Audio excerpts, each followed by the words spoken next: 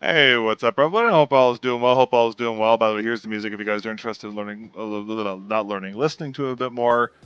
It is a bunch of Ninja Beats, or Ninja Bees. I forget how you pronounce his name, but anyways, lots of lo-fi kind of stuff there for you. Okay. All right, let me get all this ready. Okay, we should be good. Oh, Penny. Oh, chat, we have a Penny sighting already. Come here, Bubba girl. We already have a Penny sighting. She's already here to cause trouble. Already here to cause trouble. Isn't that right, girl? Yeah, are you here to bite my cables and destroy more things? Yes, you are. Yes, you are. She's such a goblin, chat. Like, 10 out of 10 goblin. It's crazy. I've had a couple cats. This is the most goblin cat I've had by far. There's also Miss Anya, but Miss Anya is a different story. Alrighty, anyways. Let's wait for everyone to get in here. Check up on chat. Here you go. What's up, Silver? How you doing? Hey, what's up, Meg? Happy to be back. Good to see you back. I've rocking the PD170 for a few days now. Very nice pad. Yeah, everyone's saying the PD170 is like the truth right now. Honestly, it's getting to a point where like I'm starting to question whether I should try and get my hands on it or not, because like everyone's saying it's just so good. Like I don't really like soft pads, but like everyone's saying it's so good. I'm like, I might have to try and get my hands on it. The only problem is getting one is like impossible. What was the new Superlight leak? It was in the paracord. Basically, the leak was further. It was no Hero 3, which is kind of crazy. So that sucks. It should have a Hero 3. MCU improvements and like tweaks to hits. That's pretty much all I know about. There's some on Lethal Gaming Gear, it's very glass-like. Yeah, I heard it's very glass-like because it's a firm speed pad. I mean, I historically speaking, I have really liked a lot of firm speed pads, so I'm sure I'd like the PD170. But it's just the thing where I'm just like, I'm so hooked on glass, I don't really want to change off of. Hey, what's up, Sinister? How you doing? So it's still going to spin out? Yeah, probably. PM finally shipped my flex cord. Oh, good. I'm glad to hear that. That's awesome. But yeah, no, so there were some changes. I'm sure there's more to it. My thing is like, I don't understand why they're not updating the sensor. Like, that's my thing. Also, to be fair though, like someone pointed out in the comments, an MCU update for them doesn't necessarily mean it's going to be like a Nordic L15. It could very well be a 52840, because that, technically speaking, would be an upgrade. So, I mean, it'll be interesting to see what they're going to do, but at this point, it feels more like Logitech has focused on just re-releasing the Super Strike every couple months with like minor fixes to just farm as much money as possible out of the SKU, instead of just making the mouse better. I don't know. It's really weird. Can you tell me more about the ASIM someone said Pro or brand was making? Which one? Fine overall, SUPERGLIDE now with XL1. Oh, really? No way. Hey, what's up, Lenzo? How you doing today? Hope all is well. Yeah, no, I was going to say, I'm really excited to finally get my hands on the SUPERGLIDE. Y'all have been requesting the SUPERGLIDE for forever now, so I'm really, really excited to get my hands on them. PD170 orders are out an hour ago on Lethal. They're already sold out. Damn, really? Yeah, that doesn't surprise me. Superlight way behind after the Super Viper V4 came out. Yeah, I mean, that's the thing. Like, I would, like... There's no universe where I would trade hits for the sensor consistency on the Viper V4. Like, that's the thing. It's basically, it's two choices. Pick better clicks or better sensor. And in every situation, I'm taking the better sensor, no matter what. I mean, there's also other variables to it as well, but... A Viper V4 beats it in click latency? Well, that's the thing. So here's my theory. Logitech is just touching the MCU just so they can reclaim the king of latency against all the other magnetic switches that are coming to market, but they're not going to make like any massive changes to the mouse, which is so fucking stupid. But I mean, we'll have to wait and see. I'm not going to bother covering it because, like, I'm going to be straight up with you guys. So I'm just going to tell you straight up. So I spent $280 on this mouse, Canadian dollars. Okay. I have made, between both of these videos, $40 back in ROI for this.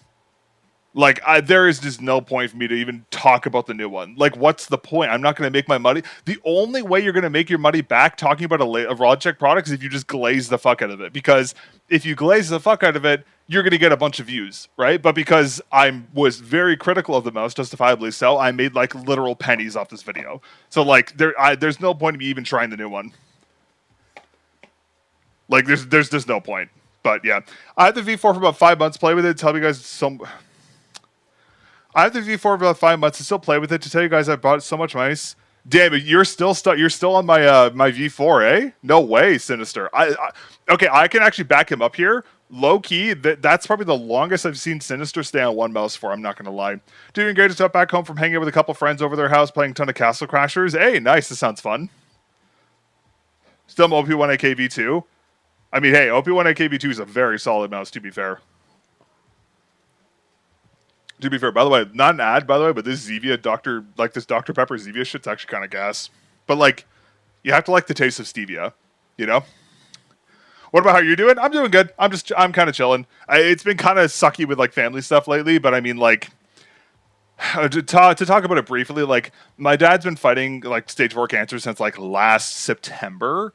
And like he's been progressively getting worse and worse and worse over the years. So like him finally passing was like, we knew it was going to happen. And in all honesty, it's kind of a relief because like it's really hard to see someone just like slowly die from something like that. Like it's much harder to watch them slowly fade away than like their death is actually more of a relief than anything. But yeah, there was some family stuff I had to take care of and that kind of stuff. But like we knew it was coming eventually. Like we had tons of time to prepare for it, which is nice. Like I'm doing all right. I'm honestly doing pretty good. I've been busy with work, so it's kind of helped me distract me from everything going on. But yeah, just cancer sucks. Fuck cancer. It's awful. But yeah. Anyways, okay, on that topic, let's go ahead. Well, sorry, not on the topic of cancer. On the topic of other things to distract me from the topic, let's talk about what we're talking about today. WHO. Love you to review the Keychron M5, especially on FPS games. Literally no reviews. Pray for your family. I appreciate that. Thank you, Kurzo. The Keychron mouse, that actually might be something I'll look into in the future. They reached out to me a little while ago. About some other stuff, and I was actually kind of interested in reviewing a Crazy Topic Switch. Yeah, I definitely could have done that a lot better. That was a pretty bad topic switch on my part, not gonna lie. This is what happens when you stay inside all day, chat, and don't go outside. Woo! No, I'm kidding. I'm kidding. Anyways, I might look at I'll be reviewing a couple Keychron mice in the future. I can't really talk about them yet, but I will be reviewing some of the new stuff there. But I do want to try out the other stuff because like I still main the M2 is like my daily driver, like work and editing mouse. Like this, like look, you can tell how long I've used this thing for, and it's still like going completely fine. The only repair I've had to do to this mouse is fixing one of the loose clicks. That's literally all I've had to do, and this thing's been great this entire time. So yeah, like this thing is still alive. I don't know how, but yeah. Oh, I had to replace the battery too.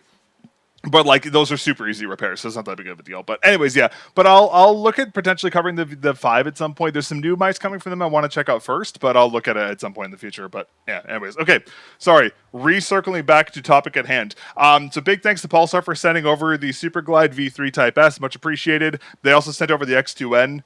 That I talked about last stream as well, which actually I've been enjoying my time with. It's not perfect. There are definitely some things that could be tweaked on this mouse to make it a lot better for sure, but the shape is actually like really good, and I'm excited to kind of have the all Pulsar combo here, so we'll like see how this fares today. But yeah, anyways, packaging. Mine arrived damaged, which kind of sucks. There was like this massive tear in the side of the cardboard. I'm not really sure what caused that, but I mean, it is what it is.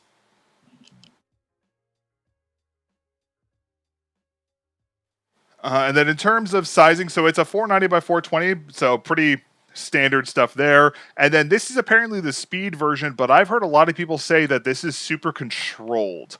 So I'm interested to see what that means there. That notably though, it is aluminosilicate, which is like sick to see there. So need your thoughts on Westlab fast skates and PMM smoothies. Who's looking for the faster ones? I actually haven't tried the PMM smoothies. I have tried the Westlab Blackstone and I actually really enjoyed them. They're not bad. Anyway, sorry. So this is the so someone in my comment section said that apparently this is like a rougher CR05, which is very odd to me. So yeah, so I'm not sure how this is, but yeah, everyone's saying this is a control pad. Maybe this is like the classic like a brand uses the same scale for all their mouse pads, and compared to their like Jupiter series pad, this is faster or whatever. But I mean, we'll see what that is. But anyways, so on the front, not too much information about the pad aside from the coloring and that kind of stuff here. And on the back, Basically the same information, so no real changes here. Now, if I'm not mistaken, this pad is available in like a bunch of different sizes. Like you can even get like a full desk pad size of this thing, if I'm not mistaken. Which I mean, I think they're the only company who makes like a full size desk pad, right? If I'm not mistaken, or at least for a glass pad. Those are pretty rare to find. And I think this also, so I think you can also get a custom version of this pad as well with your own art, which like people don't really talk about too much. And honestly, I should have asked to get a custom one, so I could have seen how the print quality was. I should have done that. Okay, whatever. We'll do that for another review at some point. But anyways, and also this is the green colorway. There's a bunch of other colorways available on their website as well. So opening this, okay. So there we remove this kind of outer sheet here, and then inside we have. There's supposed to be another paper here. Hold on one second. Yeah, you can get custom. Apparently, you can get custom. I didn't. I can't remember if it was a SUPERGLIDE 3 or 2 that you can get customs on, but like custom SUPERGLIDEs do exist. Just no one talks about them for some reason. I am missing something in the packaging. Where the hell did that go? Oh, that's annoying. Okay. There was a big sheet of paper in here. Oh, there it is. I was like, I'm not going crazy, am I? This was supposed to be in here. Sorry, my bad. Okay, my bad. All right, there we go. Okay, so we have a big ass SUPERGLIDE sticker, so very similar to the like Crazy Light stickers we've seen included with our mice. And then we have a sheet of dot skates, which I'm praying are the fixed type. They are not. That is unfortunate. So these are the older type of their dots, where they're like, for some reason, they're just purely cylindrical. I don't know why. This is one thing I really complained about with the older Crazy Light series mice, because like these skates feel fucking terrible on glass. They did change them because the ones included with the X2N were rounded on the top. So they finally fixed them on the X2N, but these skates are fucking terrible because the surface curvature of them is just awful. And especially on like rougher surface pads, they feel really bad. So I have very low expectations for these skates, and I will definitely be using other ones. Hopefully on future batches they change these to the rounded ones, because rounded ones do exist. They just insist on including these rectangular, these like 2D ones for some reason. I don't know why they do that. Actually, you know what? Just to save myself the sanity of this, I'm just gonna grab the other ones, because I already tried these flat skates once before, and they were quite literally one of the worst things I've ever felt. We're just gonna pretend it came with the rounded ones, because I'm not dealing with those. I'm not dealing with those ones anymore. Would something like a lighter OP1BK be better on glass, or does weight matter a lot more on lighter pads? It really depends how much control you want. If you want like the most speed, like weight matters a little less on glass. Personally speaking, I prefer using heavier mice on hard pads, because it gives you a little more control, but it's really up to personal preference. Anyways, yeah, just so you guys can see the new dots. These are the new ones. They definitely look like they're 2D, but they have a bit more of a roundness to them. Actually, you know what? Actually, it's not even that much more rounded. It's really weird. It's really hard to tell. The difference with the skates is like very, very, very slight. And when I say they're rounded, I mean they're rounded by like a extremely thin degree. Like it's like barely noticeable, much less than like other skates. So keep that in mind. Actually, let me just triple check in case I have CTE. No, these are definitely the flattened ones. Yeah, you can tell these are the flattened ones because they have this like ridge on the side of them. Again, I don't know why they did that, but anyways.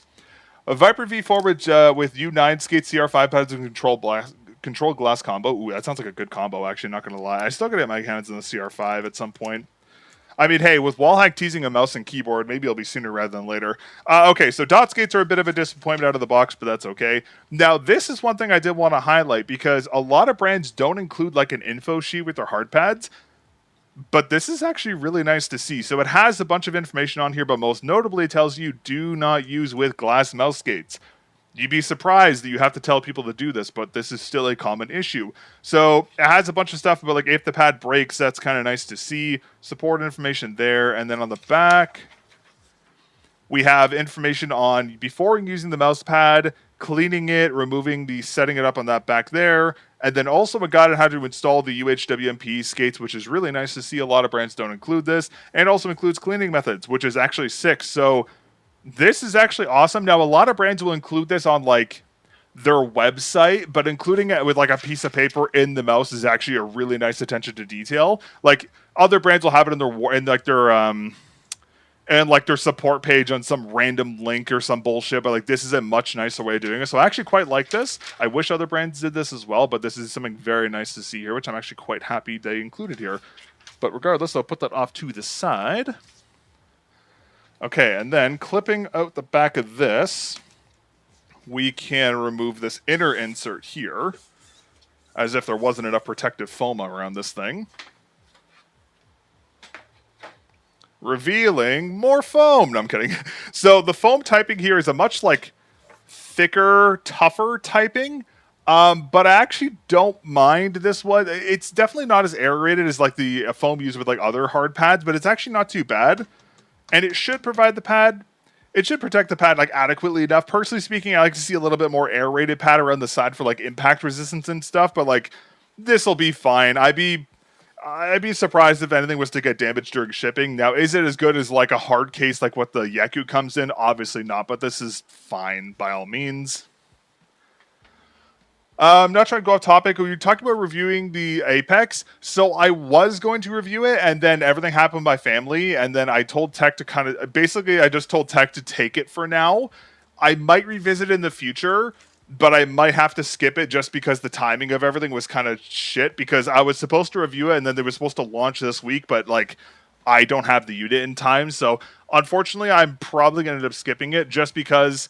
I don't have time, and number two, it's a super fast pad, and I hate fast pads. So, like, the only reason I initially agreed to review it was because of the new, like, coating tech used on it, but it's just probably not going to happen at this point, unfortunately. But I will be reviewing the new Glassworks pad, which I'm excited to talk about, because that looks pretty good. Okay, and then, lastly, the pad comes in a big-ass, like, traditional style little wrapper. Oh, chat, Anya's here. Hold on, chat. We have to take an Anya break. The Queen is here. Hello, Queen. Hi, baby girl. Want to come say hello to chat? Say hello to chat. Mrs. Anya has got a little chunky, as you guys can see. She's gained a little weight. We've been feeding her a little more because she was a little thin. The vet said she was a little thin. So she's now our big chunky girl. But now we fed her a little too much, so now she's like a roll of ham. So like we gotta figure out. Oh no, she's not like overweight or like that. She's just a little chunkier than we remember her. But you guys remember she was kind of thin before. But anyways, yeah. So here is our thick queen, Mrs. Anya. Anya review video. All right, chat. Let's unbox the Anya mouse pad. Starting off with packaging and accessories, we have this beautiful white coloring on the stomach here. We have very sharp claws, as you can see, and beady eyes ready to attack at moment notice. Okay, you having fun? She's loving this. She's like, this is the best thing I've ever had. Okay, let me go put her back for now. Sorry, girl. Okay.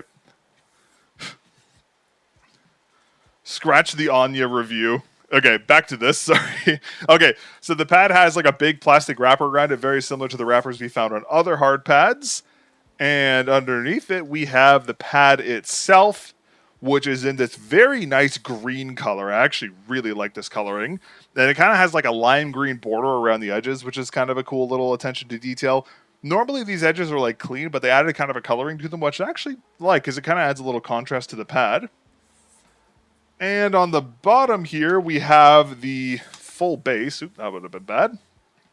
So we have the base here, which of course has this big plastic cover on it, which we will have to remove.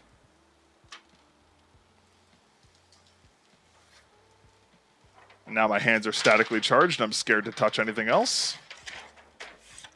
Just going to stick that to my wall for now and see if that stays. Yeah, we'll just put it here for now. I'm just scared of my cats eating that, to be completely honest. Now, what I really like about this base design is, as you can see here, there's like it's very similar to like the Polarities base, or I guess this was before the Polarities base, where there's like glossy and like matte parts of the texturing, but there's a bit of a height difference next to it, which means if you go to put the pad down, it immediately anchors itself properly, which is really nice to see. A lot of hard pads will use like full silicone bases, but they don't add a texturing to the base, so air can get trapped underneath it. But because this base design, air gets out of it immediately and anchors itself perfectly, which is really nice to see.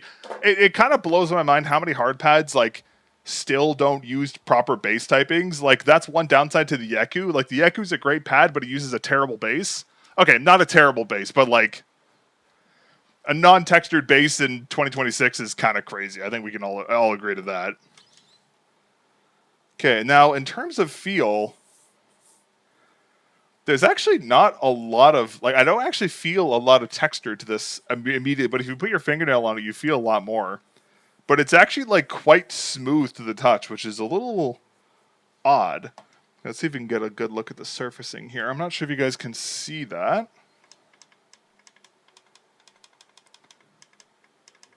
So that's pretty much what we're looking at for surfacing. So I'll try and, hold on, let me just zoom in a little more here. So that's kind of what we're looking at for surfacing. So it's like a very like grainy type by the looks of it. I wonder if it's going to be like one of their like very like, I wonder if it's like a maybe smooth but like jagged surfacing, but it's kind of hard to make out any like particular texturing on it right now. But that's okay. But yeah, so that's kind of the texturing we're looking at right now. Again, I'll get more accurate photos for the full review, obviously. But that's kind of what we're looking at for texturing. Let's fix this camera back to where it was. Yeah, definitely one of the smoother surfaces I've tried, which is interesting because everyone's saying this is really controlled, but generally speaking, smooth surfacings don't really equate to control, which is definitely odd to note. In terms of edges, it looks like it's using like 45-degree beveled edges. I'm not sure if I can actually show it. Probably not. Maybe I can show it? I'm not sure if you guys could see that properly when stream catches up here. So it's like a 45-degree beveled edge. So like pretty standard edge beveling typing there. It's not as smooth as I like to see because like I prefer the more like gradual edge beveling, personally speaking. But I mean, it's fine. Maybe a little like tall in terms of transition. Oh, I should check how thick the pad is, because there was no thickness mentioned. Let me just check this real quick.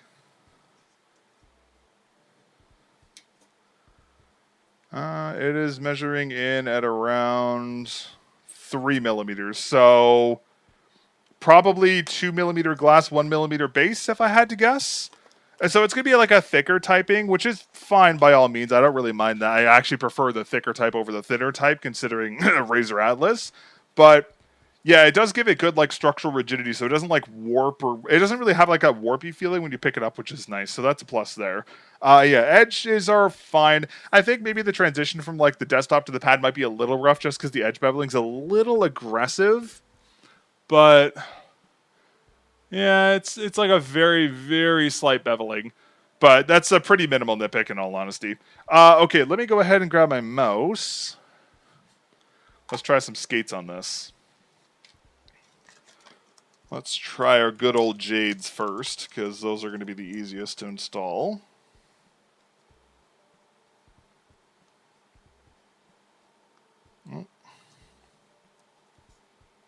I really got to get 3 of the same mouse and just keep like the same skates on all of them, just so I don't have to do this every single day. That'd be awesome. Okay, so let's see how it feels with Jades. Wow, it feels really smooth. Wow, I mean, these are Jades. I mean, that is kind of to be expected, but wow, there's like very little textural feedback. Wow, that's crazy. Like the texture, like normally on hard pads, like you feel the pad's texture when you glide across it. This just feels like it doesn't even feel like anything. Like there's like the tiniest bit of textural feedback, but it's actually not very pronounced.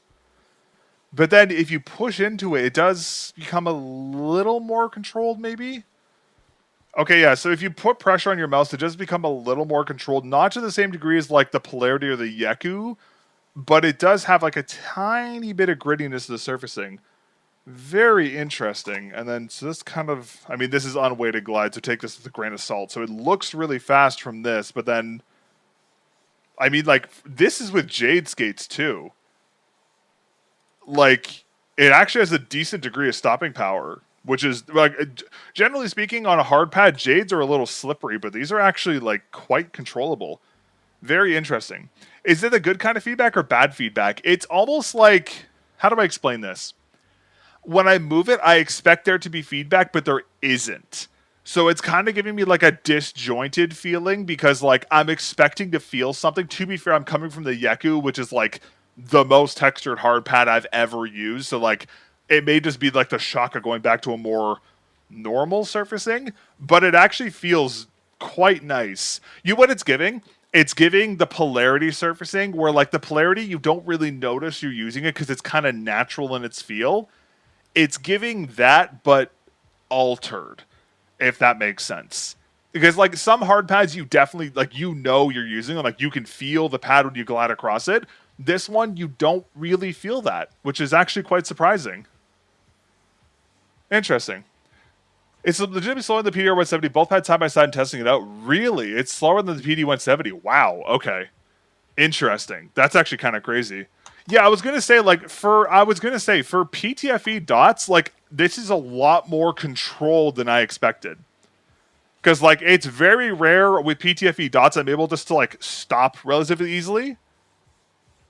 Like that's pretty rare on hard pads. Like compared to like, what, do I have another hard pad I can get easily?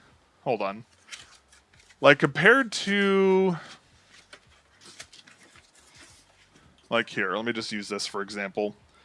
So this is a status Seraph, and this is the uncoded speed type. Like, do you see how when I stop my mouse is a bit of a movement still? Like it's like a stop and a bit of a slide. There's like, it doesn't have that here. That's so weird. Okay, this surfacing is getting more interesting because like normally speaking, that's only like at least in my experience. This is only really happens on surfaces that have like a very textured surfacing. It has like a lot of grittiness to it that allows you to stop on a dime like that. But this is very odd. Very interesting. Okay. All right, let's swap out these skates and try this one. How's the micro adjustment? Hey, what's up, Bruce? BRSSNK. How do you pronounce your name? So I apologize. I was going to try and say it, and I was just going to butcher it. How's the micro adjustments? Surprisingly accurate, surprisingly consistent. Like if I was flicking to someone's head and it flipped off to somebody else. Yeah, it's man, this is such a cool surfacing. Okay, this is really cool. I'm getting more and more interested in the surfacing by the minute because I've never felt the surfacing this smooth and have this much control. Like, don't get me wrong, the polarity kind of has, like, the polarity has like a similar design concept or philosophy, I guess you could say, but the polarity has a bit more bite to it because the surfacing is a little more jagged. So, like, if you push into it, you really feel the surfacing. But you don't really feel it on this one. Or if you do, it's by like a very, very, very, very slim degree. Not going to lie. I'm going to grab these Westlab Blacks because I have a feeling Westlab Blacks are going to feel really good on this pad. Okay, let's try hardened PTFE next, my preferred type. Now, I'm assuming, based off what we've seen so far, I'm assuming this is just going to be more controlled, just infinitely. But, I mean, I could be wrong. I'm going to have to ask Pulsar for some pictures of the surfacing here because this is a very unique, maybe not, okay, it's hard to say. I haven't used anything like this to my experience so far. I'm sure it exists on other hard pads, but it's hard to like quantify what's new and what's old nowadays. Okay, hardened PTFE. Very similar, very little textural feedback. When you press in, it's a little more pronounced because the hardened material. But yeah, it's very... Oh, also, I should mention, this pad isn't coated, by the way, chat. It's uncoated, which is even more interesting, because normally coatings kind of give you this, like, softer, unnoticeable surfacing, because it covers up some of the surface texturing, because it's, like, physically, obviously covers it, right? But this doesn't really do that. Okay, so I would say this is, like, actually pretty similar in experience to Jade's. Not too. It's yeah, pretty similar to G8, just like a little more controlled with like a little more stopping power. And micro corrections are still. Yeah, it's actually not bad either. Also, I wanted to notice the pad isn't that loud. Like here. Like, I mean, admittedly, these are like buffered skate types, but like the pad isn't even that loud either. Huh. Interesting. Okay, this is getting like this is weird because normally, yeah, this is getting more and more interesting by the moment. Man, I gotta get a higher power microscope so I can get better pictures of these surfacings because like I really want to see what the surface texturing is like. If I had to guess, this is probably like very, very, very fine micro texturing. It has a bit of a. If I had to guess, it's probably like a very fine texturing with a very jagged surfacing on it. It's probably like a hexagonal, like or very geometric texture with a very jagged top surface. That's my best bet of how this could be. I could be totally wrong, but it's definitely unique. Okay, and then lastly we have, okay, well, you know what? I was going to use these ones in the X2N, but just because the surfacing is so smooth, let me grab the ones that come with it. Because the reason why the skates previously sucked is because the non-roundness of them made them really rough on glass pads with like more texturing. But I'm guessing because the pad's going to be mostly, the texturing's pretty pronounced, these aren't going to be that bad. Hey, what's up, Aura? Slower than the first Superglide pad. I actually haven't used the Superglide series until this one. This is my first time using it, so I can't really speak to the previous versions. Wow, these dots are like really hard to get off of this. Jesus. Why is it so hard to get these dots off of this sheet? What the fuck? Okay, and then this is with the stock skates. Ooh, this feels really nice. Oh my god. Okay, as someone who loves controlled hard pads, ooh, man. Ooh, okay. All right. I mean, props to Pulsar. This is the first time these skates have actually been usable, in my opinion. Thank God, because this pad isn't very textured. Like, I tried these on Skypad 3 way back in the day. It was, like, awful. But this feels... Okay, so these are UHWMP, so ultra-high molecular polyethylene. Y'all know what this material is. So basically just higher friction, but even with this, the pad is, like, the control of the pad is obviously much higher because it's a much higher friction material. But yeah, it's still really smooth. Like, it's so smooth. It's so weird. I wonder how they're doing that. Can all humans adjust to whatever's pad speed, or is it some can't? I think everyone can. I think it's just a matter of, like, some people don't want to adjust to it and are just kind of set in their ways, which there's nothing wrong with. But would you make a video on the pad anytime soon if you know when the polarity is going to restock? There'll be a video on this pad in a couple weeks. The polarity is being postponed right now because Glanova, the manufacturer for their aluminosilicate glass, is discontinuing the glass type used in the polarity. So what's happening is the polarity is being moved to the polarity 2 with the new glass in the future, but there's no release date as of right now. But basically the glass they're using to make the pad just doesn't exist anymore. So they can't make the pad anymore now, which fucking sucks. But I mean, it is what it is. But yeah, okay, so these are actually not bad. Okay, this is probably the only pad, so a whole different pad. It will probably be very similar in terms of performance. It will just be probably a thinner glass if I had to guess, but I don't know any specifics. The pad you would review to... That's so unfortunate. Yeah, honestly, really unfortunate in terms of that. Well, there's a lot of reasons of why it's happening, unfortunately, but I'm not publicly allowed to talk about that. But yeah, unfortunately, just a lot of shit going on with that right now, which kind of sucks. The fuck just happened to this skate? Did it just peel in half? Okay, another downside to these Pulsar dots. That is the first time I've seen a dot skate warp when I tried to take it off. The fuck? Okay, this actually explains now why Pulsar included these flat skates, because I could not for the life of me understand why they included flat hard pad optimized skates. But this makes so much more sense because their own hard pad is like super low texture, and it's like the only pad these skates actually make sense on. That makes so much more sense why they've been including them till now.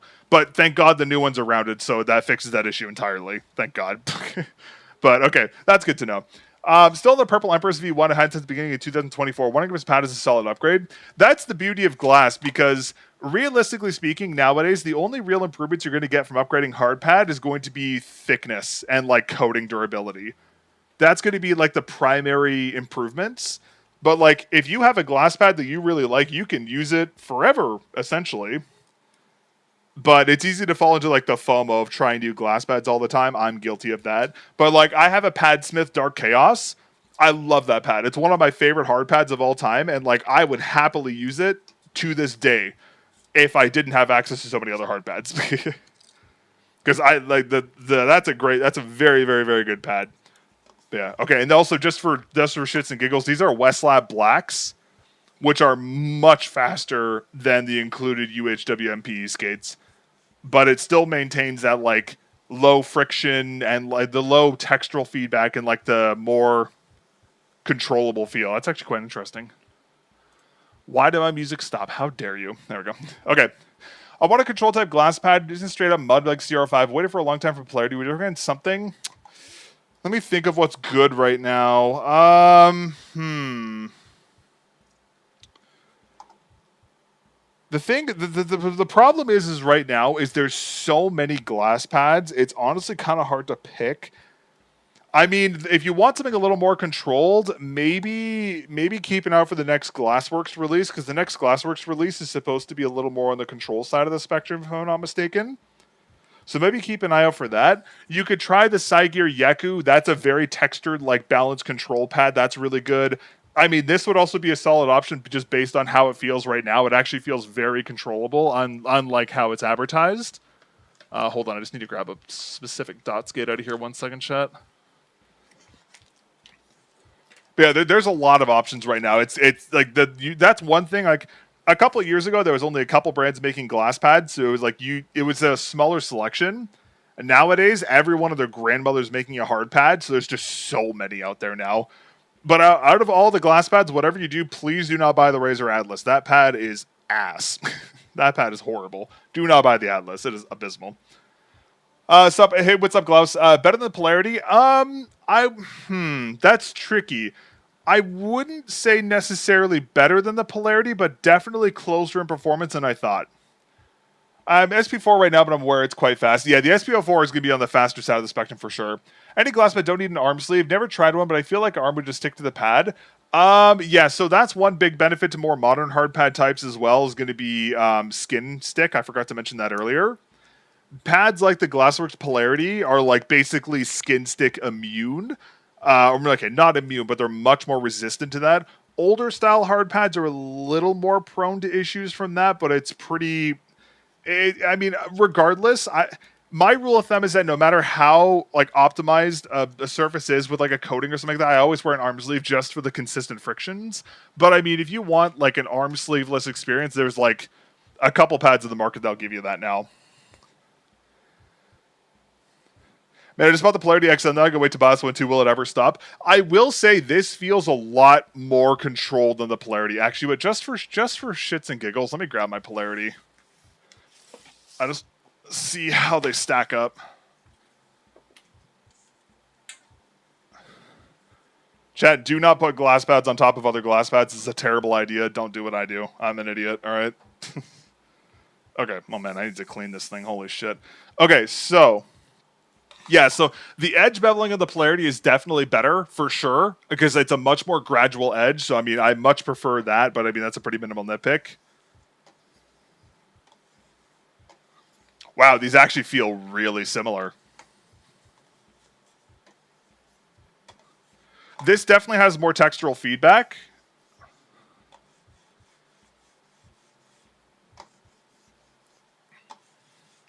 This is a tad faster. So basically similar feel, a little faster in terms of frictions, and has a little less stopping power, but has a more textured surface. If you dig into it more, it slows down a little more. This is more controlled, but has a less textured surface. But very, very similar pads. a lot closer than I actually thought they were going to be. To be completely honest with you, and to be fair, this is with like hardened PTFE skates. I saw Jared's pad for this pad. He said it was like 0.13 for the SUPERGLIDE 3, 1.23. Oh, okay, interesting. Bigger number, the more friction. Huh? Really? They said the polarity has more friction, eh? Huh. I would actually disagree with that.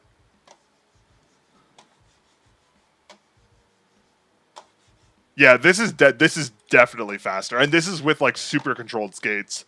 But to be fair, the environment will like heavily affect those values, so that doesn't surprise me. Is this a physical? Is glass still glass? Yeah, it's using measuring tools. So I'm not sure. There's always variance that stuff. I mean, I would call them like a hair's difference, to be completely honest with you.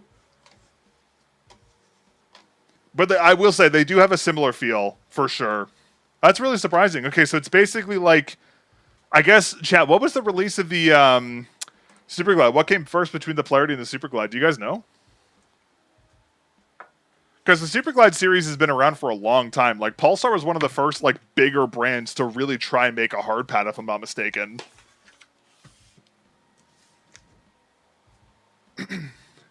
Pad worth buying? Okay, I mean, on, like, just, like, a baseline first impressions, I like it because it's controlled. Hey, what's up, Robert? Finally get to catch the stream. Yeah, we got a weird stream time tonight, so it's good timing for you. The one thing I will say, though, one thing I should mention between the polarity is coated, this is not. So the polarity is going to have better skin stick resistance and better debris resistance than this. Because like all uncoated pads have skin stick and debris issues. So that might edge the polarity a little better in some regards. But I mean, what's the price difference? I mean, you can actually buy this pad. I guess that's the biggest difference compared to the polarity, because the polarity doesn't really exist anymore. I use a sleeve, nor do I care about dust since I clean every game. Yeah, that's my thing. Like, that's the thing. Like, actually, I was going to say that is one notable thing they're missing. There's no arm sleeve, which kind of sucks because, in my opinion, I mean, every single hard pad that is not coated should include an arm sleeve. Ideally, every single pad should include an arm sleeve of some kind. And it's really frustrating seeing so many brands not include sleeves with their pads for some godforsaken reason, because they're dirt cheap and they cost like fucking pennies. That's not true. The polarity's available in the Philippines. Okay. You sure it's uncoated? I think I saw it's coated. I'm 99.9% sure it's uncoated. Hold on. Let me double check.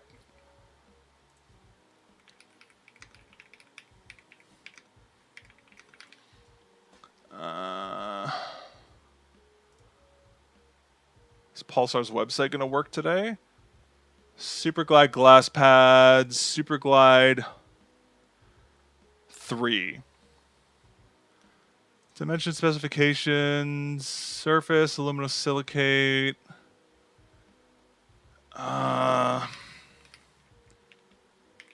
if I search coding on their website, there's no matches. So I don't think it's coded.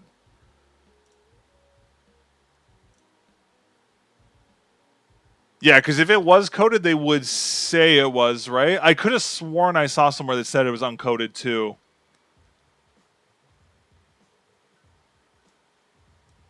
I'll have to follow up on that. I'll double confirm with them. That's one thing that's annoying with these pads nowadays is like some brands don't say if it's coded or not. To me, I don't think it's coded, but I mean, I could be wrong. I ordered SUPERGLIDE 3. Hope it's as smooth as Hana. Ooh, that's a good Hana. Well, actually, I was going to say the Hana and the polarity are like basically this, like very, very similar, right? I like the big size because they don't get the feeling of friction on my pad mixed with the... Oh, yeah, that's a good point. Wait for the next Glassworks drop. Yeah, well, that's the thing. With hard pads, you're like spoiled for choice right now. Also, just to go over colors, so they have like a I have white, red, black, and green, and the sizes are large, extra large, medium, and XLE, which is extra large. Oh, it's like a polarity size. What are the sizes? Dimensions? So it either comes in 330 by 260, 240 by 333, 490 by 420, or 500 by 540. Oh, so it does come in a polarity sizing. Okay, that's nice. Damn, I wish I knew that. I would have ordered the polarity sizing. Fuck. That is one thing I love about the polarity. The polarity is like super. I love the larger size of the polarity. Like this is fine by all means, but I really like the big chunky size of the polarity. But we're gonna. Oh, hello, Anya. Welcome back. Are you here to inspect the? Are you here to inspect the mouse pad? Yep, she's here to inspect the pad. Okay, well, I have to deal with this for the rest of the day now. Okay, and then just to go back and just looking through the product page again. So yeah, it just says smoother control. Oh, the Pulsar is calling their edges the soft R edge finishing, which is that's an interesting word for that. That is an interesting word for an edging style. I would not use soft R ever because that's very close to. Did she just knock my mouse off my desk?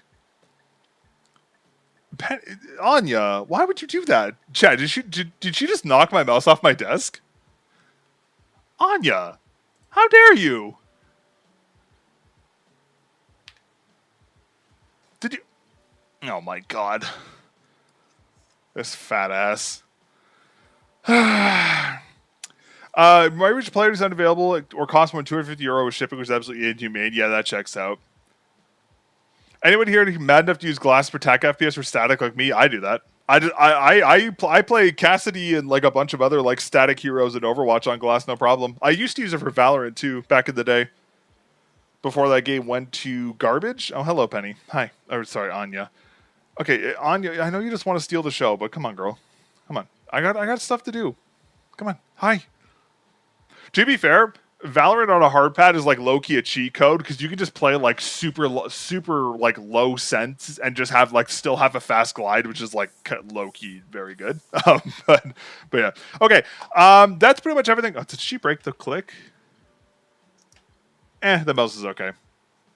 It'll live the review. Okay, let me swap back to my desktop setup, and we will actually play with this for a little bit. Just give me a couple minutes to do that, chat. All right, I'll be right back.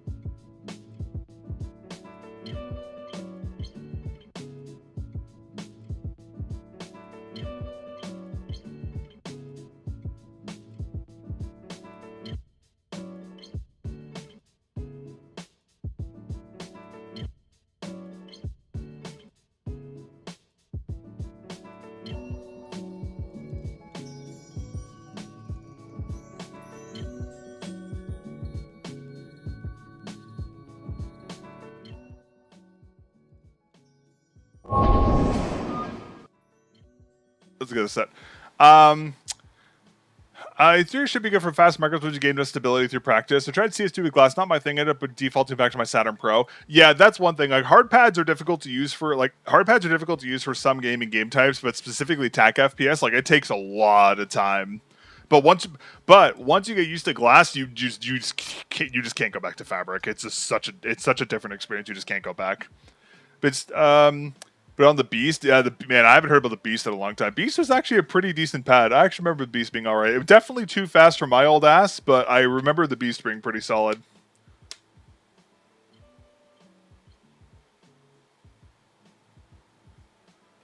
Where the shit did this go?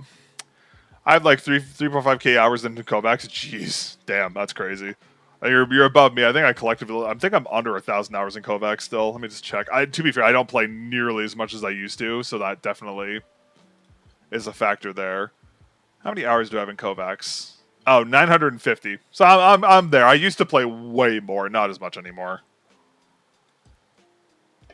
But yeah, no, that's the thing for me. Like everyone's like, oh, get the PD170, get the PD170. It's like, yeah, the PD170 sounds cool, but like, I'd just rather stick on glass, you know? Like, I'm so stuck on glass. I'd rather just stay on it at this point. But yeah, okay. Let's just do like 1 or 2 RoboQuest runs for initial testing. I'll be live Saturday to do like more in-depth testing, obviously. But today, just because I got a little bit of time, I could do like 1 or 2 games, then I'll probably have to call it. Couple of things I can play without cheaters. Premiere Season 5 opened the floodgates for spin botters. Yeah, I heard Premiere is in like just the depths of hell right now. To be fair, CS has also been in the depths of hell for the past like, it seems forever at this point. I don't know what's going on with that game. But to be fair, I think every game is also having a lot of problems with cheaters right now. Like even Valorant's getting pretty bad.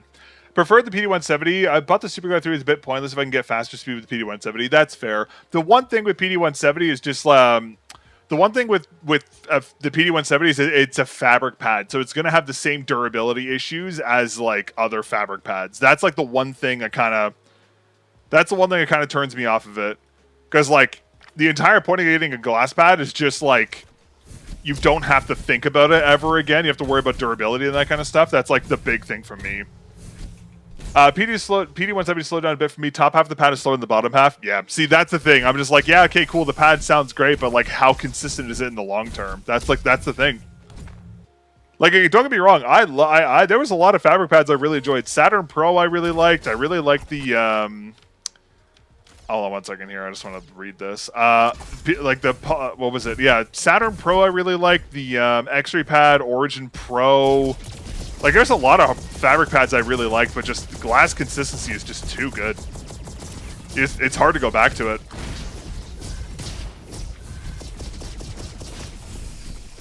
11 slows down now. It's now it's perfect for tac FPS. I mean, that's true. Yeah, you're not wrong there.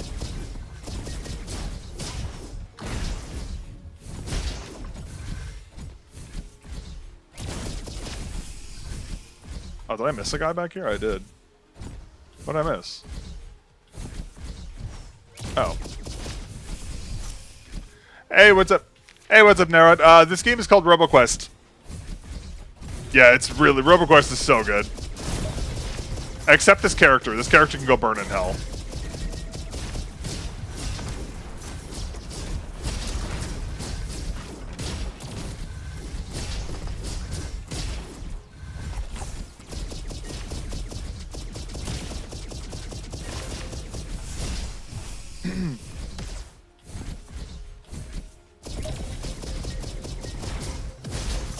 What a chance of me getting this guy? Oh, actually pretty high.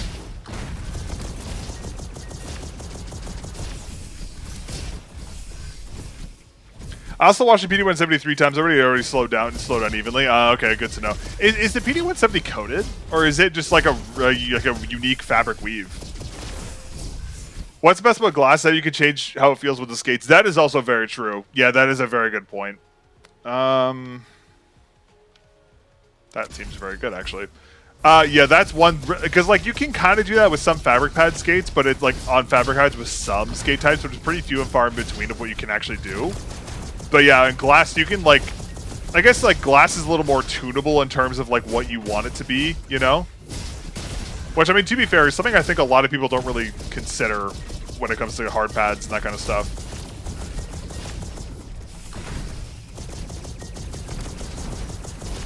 God, can these fucking things fuck off?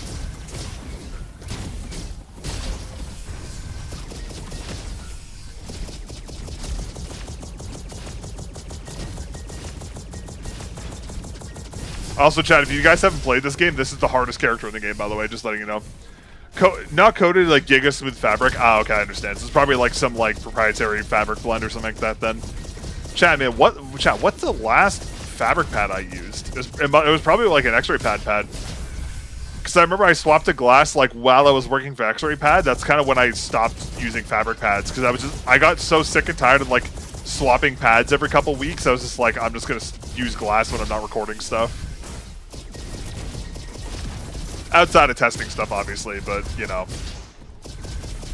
Yeah, once you go glass, you just never go back.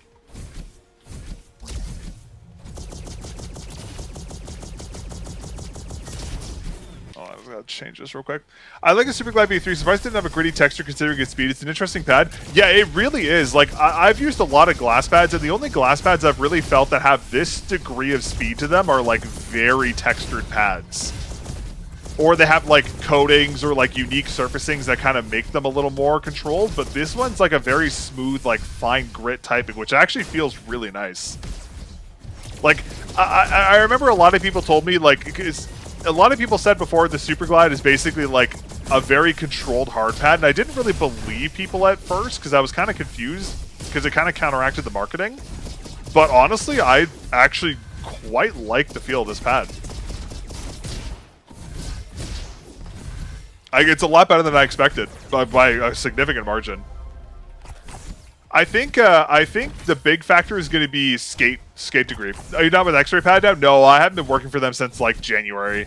Because like I finished all the videos for all their products, so I didn't really have anything else to do for them. And I had other stuff I was working on at the same time as well. So like, and also that was around the time I felt like I found out about my dad. So like, I had to take like 2 months off from them, and it was just shitty timing because like I had to take 2 months off for family stuff, and then like I came back, but I couldn't really do my job because I was working on other stuff at the time. It's just like I was done. It was just a better time for me to leave at that time.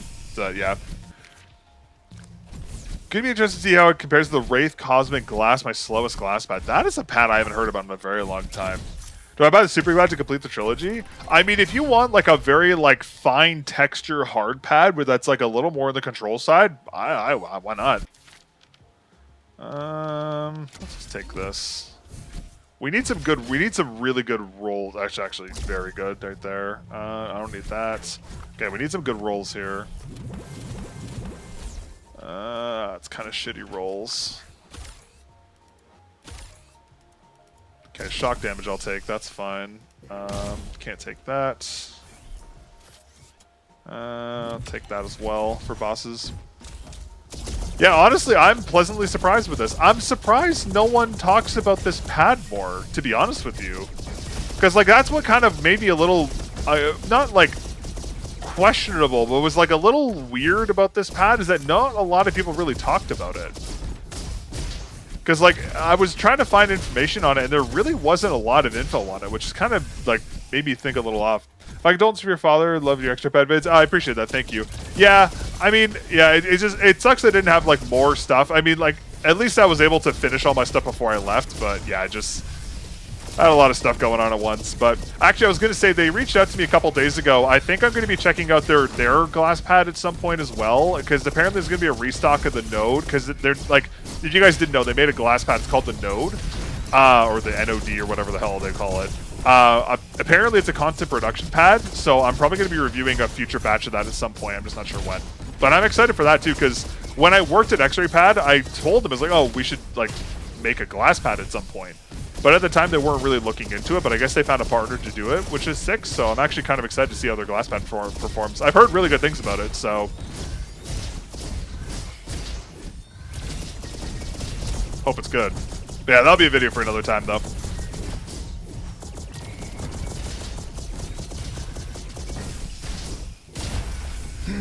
Funny how fast the V1 is compared to the V2. Yeah, absolutely no reviews. Yeah, it's really weird. I wonder why. Maybe because it's so controlled, people didn't like it. I could see that because people buy glass pads and they're like, oh, it's fast.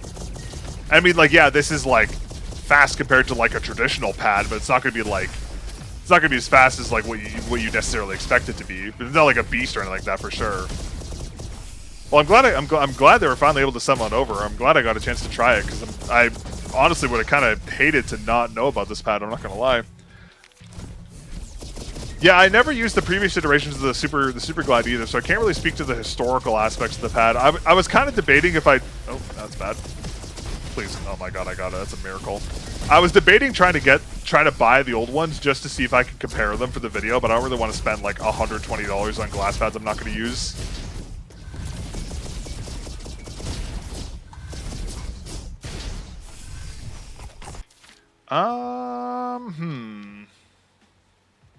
That seems very good.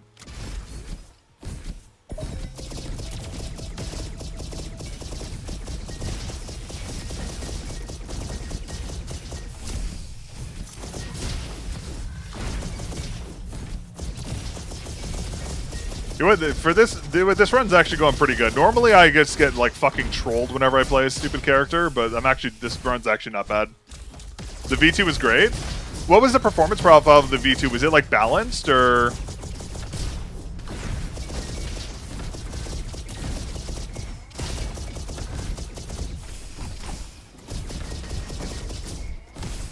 How did that not kill him?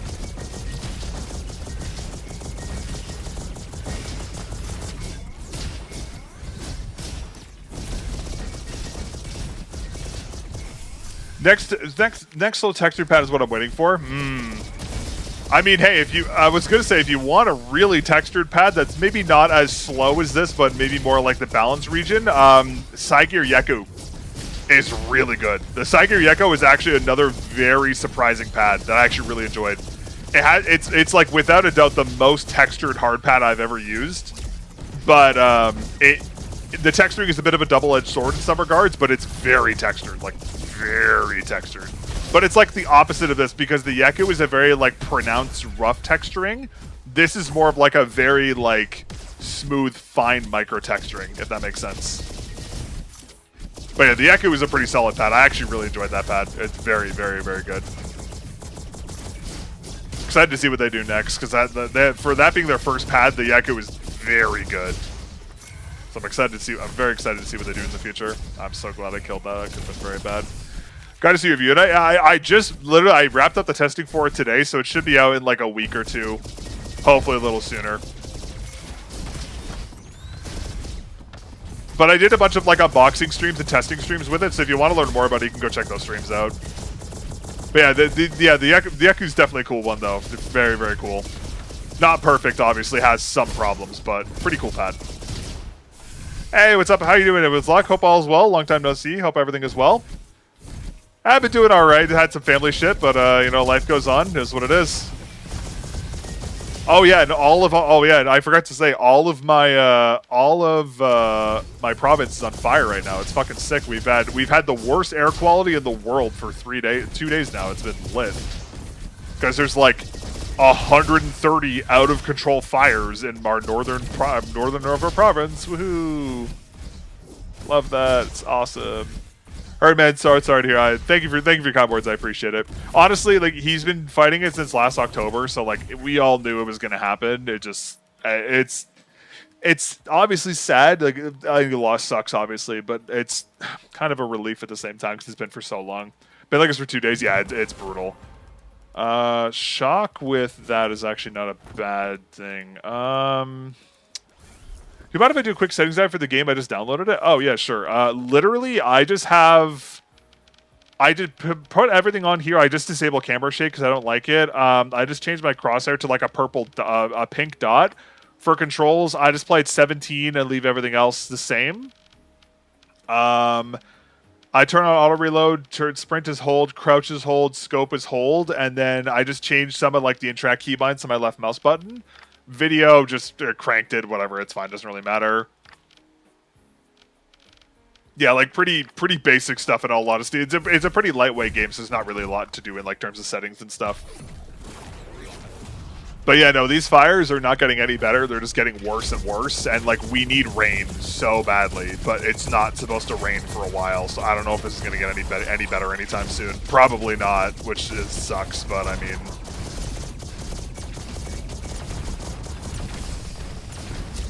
This is how my province gets when it's this time of year.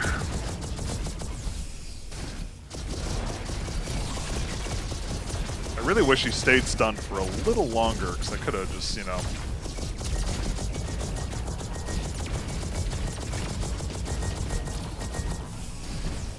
Of course, I have to reload as it gets stunned.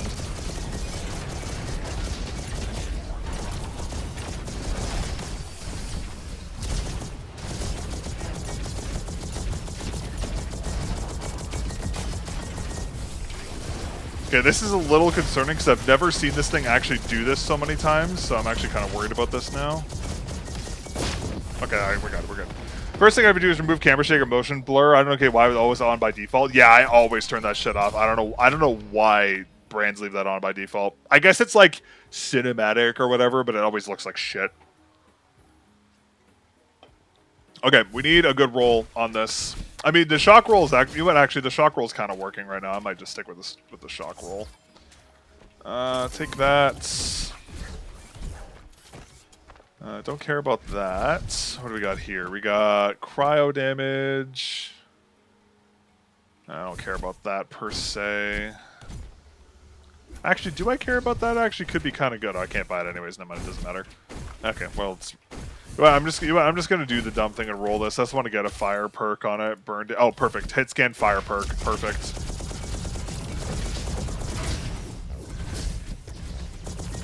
Hit scan fire perk, chat. That's the dream.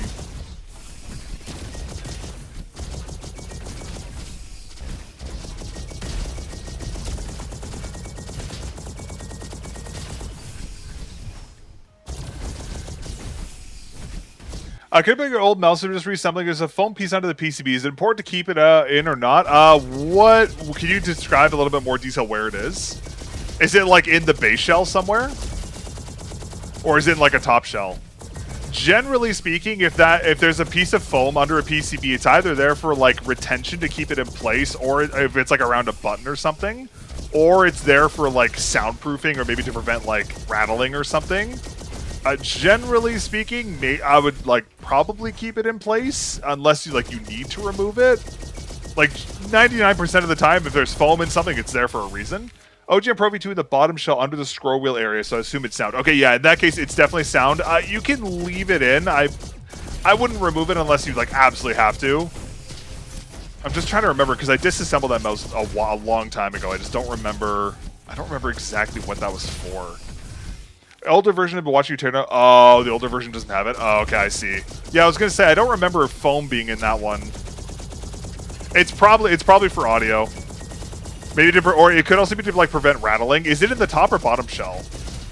Oh, let me just bottom shell under the scroll wheel area. Okay, yeah, it's got to be like a dampening or something. You know what it could be? It could be like maybe to prevent the scroll wheel from like rattling if it hits the bottom shell or something. Maybe it's that. 9 seconds.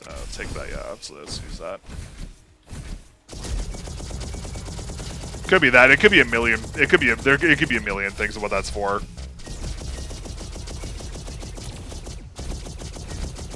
That thing's still not dead. Oh, what the fuck?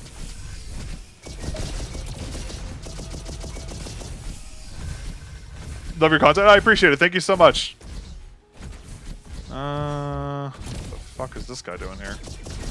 Chat, this is the best run I've had with this character in a very long time. Oh my god.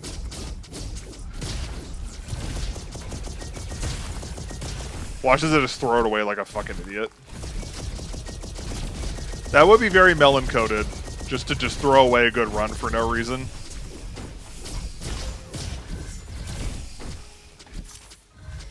Eat that.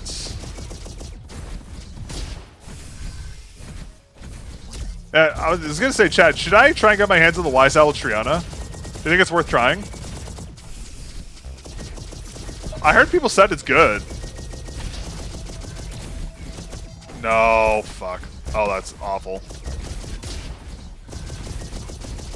Maybe I don't know. I feel like it's a little small. Hey, what's up, Alex? How's it going? I just worry it's a little small for my hands. That's my problem. Like, that's my thing. I'm like, it's a Wise Owl release, so I do kind of want to talk about it because, like, they make pretty solid products, but I just don't know if I want to use a mouse that small.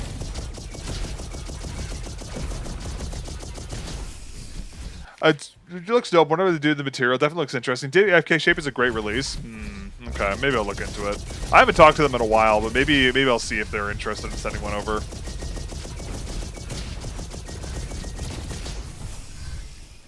Yeah, because, like, Wise Owl was on a tear for a little while. They made some great stuff, and they just kind of disappeared for a little bit, which, like, sucks. Best quality mouse to put out? Really, eh? Huh. Yeah, I was going to say, Wise Owl's always had very good quality of their products. Like, I actually would kind of put, like... I put Wise Owl as, like, a mini Vaxi. Obviously not to the same prestige, obviously. But, like, they make surprisingly good, like, quality products. For being a small company, they make very good stuff. That shield doesn't do anything against the sword. Material's really interesting, very slow. Isn't it like some kind of special composite or something? I remember it being like some like unique material.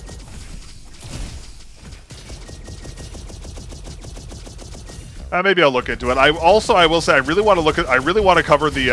I'm not sure if Pulsar is going to send one over, but I really want to cover the Noctua mouse. Like, it's such a goofy release, but like I have really sweaty hands. Like, low key, I actually think it would be kind of good. I'm not gonna lie. Oh, sorry. Excuse me. Like, I never used the Feynman series myself, but like it's an Ergo, so I mean, like. What's there really to complain about an Ergo, right? Recently got Jeeble's like it. Maybe it's because of the thorough review. I want to say thank you for your in-depth comprehension of Pterodons and products. Oh, I appreciate it. Thank you very much, Chill. I hope you enjoyed the like-in. It's a great little mouse. Very, very, very solid release from them. Man, we need Jeebles to make a big mouse. I need like a solid shell HTX Ultra so bad. Solid shell HTX Ultra with like updated specs would be so good.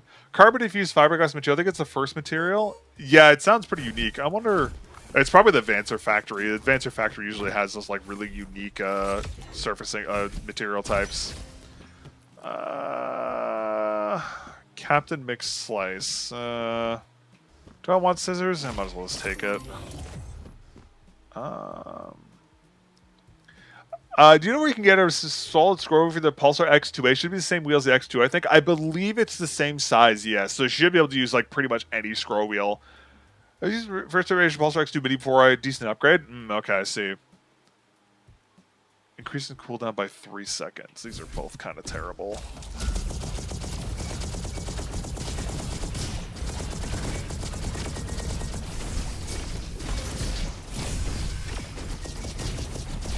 Just gonna fuck off out of here and ignore these guys. If you want to save me some money, compare the Cyrox if you choose the X2H Midi and CL Medium. I unfortunately don't have any of the Cyrox stuff, so I can't really comment to it. That said, though, now that I've been reviewing, I will say, now that I've been reviewing Lamzu's products, I will probably try and get my hands on future Cyrox releases, because they have new stuff coming out, if I'm not mistaken, with like more updated hardware and stuff, so I will probably try and cover those at some point as well. Hey, to be fair, I know I'm using the X2N right now, and hey, don't get me wrong, the X2N's a very nice shape, but I'm missing my Thorn V2, man. I'm missing it so badly. That mouse is so good. I miss it. I want to go back to it so bad. Cyrox costs like nothing right now. Yeah, the thing for me is I just like, not to sound harsh, but like I really just don't want to cover a product using last gen specs right now. Like, I'd rather just use the new ones with the updated internals, because, like, even this mouse, it's like, it's a good mouse, but, like, it's using a 3950 and a 52840 MCU. Like, there are much better mice available on the market with more modern tech. And, like, not to say they're bad mice, but, like, I'd just rather cover the versions with, like, the improvements, because, like, the difference between a 52840 and a, like, an L15 or an H20 is, like, night and day difference, especially when it comes to runtimes. And, like, I'd rather just use the newer versions of those mice, if you know what I mean.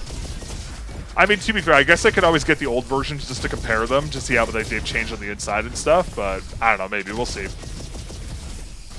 But I will say, I really don't see any mouse taking me off the Thorn V2 anytime soon, though. That mouse is so good. Spoiler for the review coming out next week, but yeah, Thorn V2 is... the low-key might be the mouse of the year, I'm not gonna lie. If you love Ergos, damn, it's a good mouse. Feel the difference anymore except for the battery? Well, there's like latency improvements in firmware, like there's a lot of stuff. I mean, battery is obviously the biggest thing, but I don't know, I'd rather focus on the newer stuff, but we'll see. I mean, literally after the X2N and the Superglide, I have nothing in my queue right now. So, I mean, maybe I'll make a couple calls and see what I can get my hands on. Hopefully there's some new Lamzu stuff soon, like some more updates, like, because I haven't tried any of Lamzu's products, so, like, I would really like to try, like, the Maya and, like, the Paro and all their other shapes with, like, their updated internals and stuff. That'd be fire. Vaxi's new stuff, too. I really want to get, unfortunately, I won't be getting an MP01 Ergo, which I'm really disappointed about, because they didn't have stock for it, apparently, which kind of blows my mind how I don't get stock for that, but... I mean, whatever. But yeah, so I don't think won't be covering that at release, which really sucks because I'm really looking forward to that mouse. But maybe in a couple months we'll get our hands on that one. From a performance standpoint, I feel like as long as they can't too well in over stuff. No, like, don't get me wrong, you can do well in newer stuff. It's more so just like, I've just become so accustomed to the battery life of newer mice, I just don't want to use older gen mice. Like, obviously the difference between them are like very slim. I agree completely.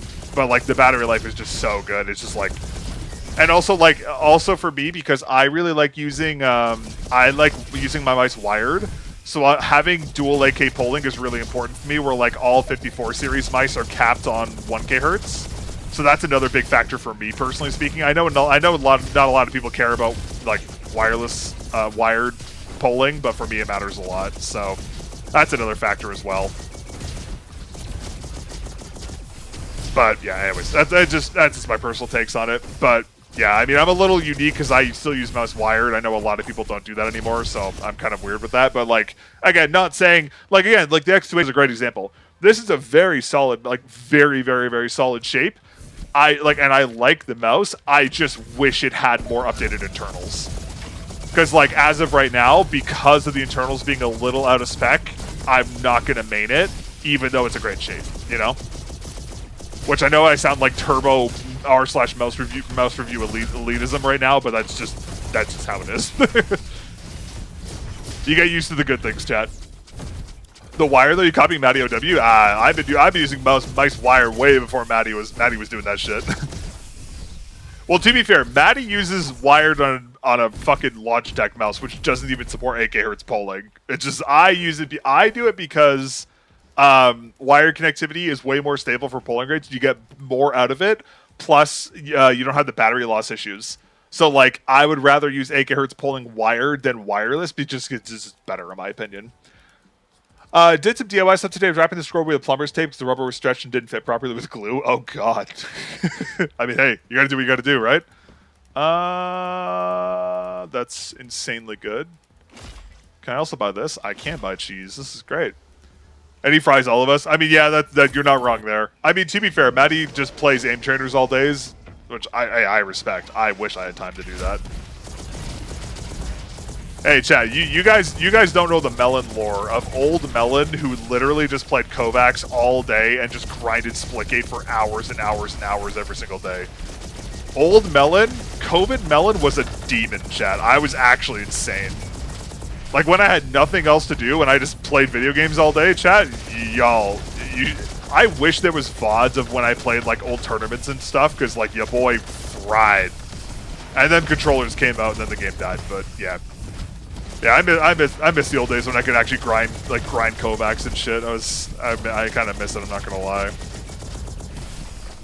Also, we got W boss roll here. We got like the second easiest bosses, thank God.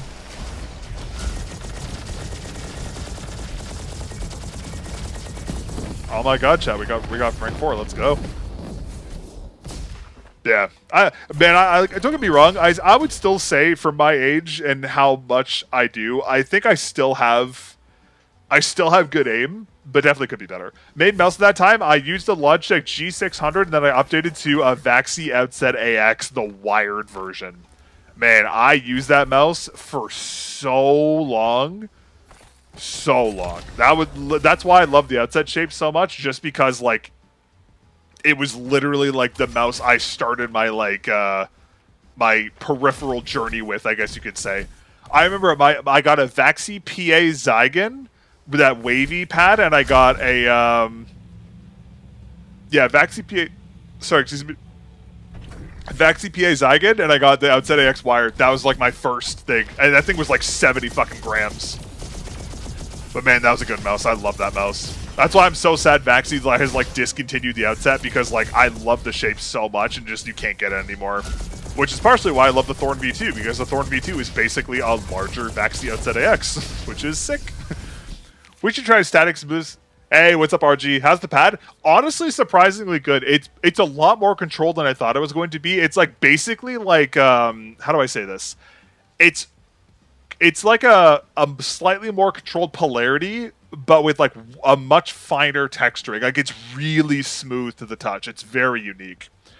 We should try like a static smooth and speed snare with everything and have to try to compare it, like 3 snares or something short. I do that offline.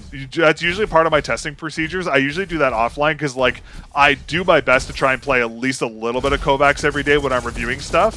Admittedly, it's been pretty hard to do that lately, but I do try to do that as much as I can. And like, I have a daily scenario that I run through that has like all those, like, it's basically basically a little bit of everything, and I use it as a warm-up playlist.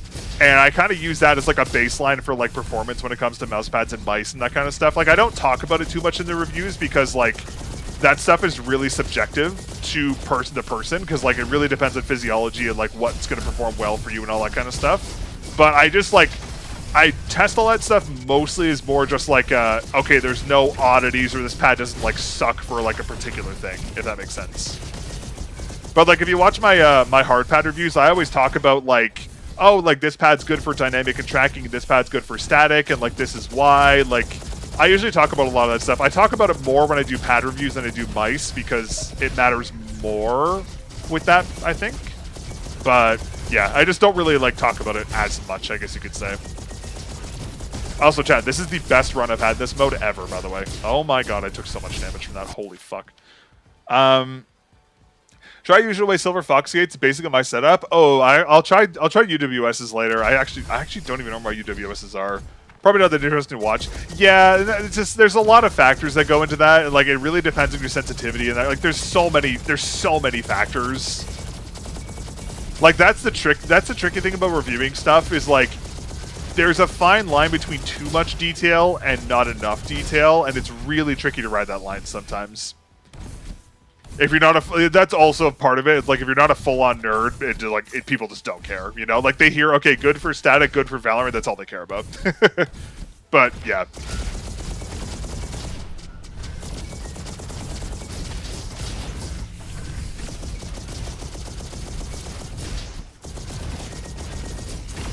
Wait, RG, have you heard about the new Magic Ice Plus or whatever? There's like a new version of the Magic Ices that were announced a little while ago. I'm not sure if they're out yet, but you might want to check those out. Of course, the beam turret has a fucking thing on it. Just kill me. So excited with the MP1 Ergo. I was really excited, and then I found out I'm not getting a unit. So I am admittedly much less excited. It really sucks for me too, because like I shit you not, I've known about that mouse for a very long time, and I have been waiting for that mouse to release for probably a year and a half, and it sucks I'm not getting a unit, but I mean, it is what it is. Honestly, I would buy it myself, but it's gonna cost like $300 for me to get into the country, and I just can't spend that money right now, unfortunately. Like, I really want to cover it, I just can't. But it is what it is. I'll cover it at some point though.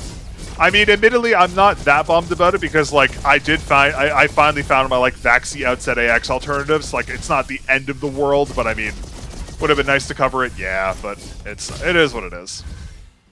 It is what it is. No, not yet. You should try them. I heard people saying they're really good. I heard a lot of good things about them.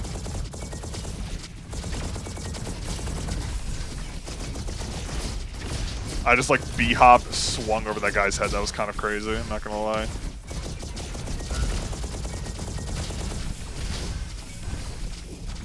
Where the hell are you going? Jeez. Choose element, super glass blaster. I'm gonna take this, actually. This is pretty good. I would be getting a lot of gun drops too, so I'm actually kind of okay with this setup here. Dude, I can't believe we have such a good run on the worst character in the game. Like, this character is just, like, pain and suffering, but I'm, like, shredding everything. This is kind of lit, actually. At this point, I already reached my endgame mouse and skates and mouse. Oh, that's fair, I guess. Overdrive with cooldown 25%, has a chance to hack. I'm not taking that. Fuck that noise. I'm not taking that risk. Absolutely not. What's your main mouse nowadays, RG?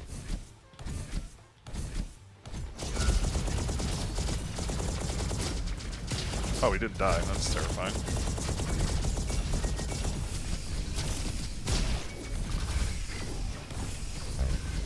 Oh god, he went away from me. Oh god. He's gonna do the cringe thing where he just sits there and snipes over and over again. Of course he is.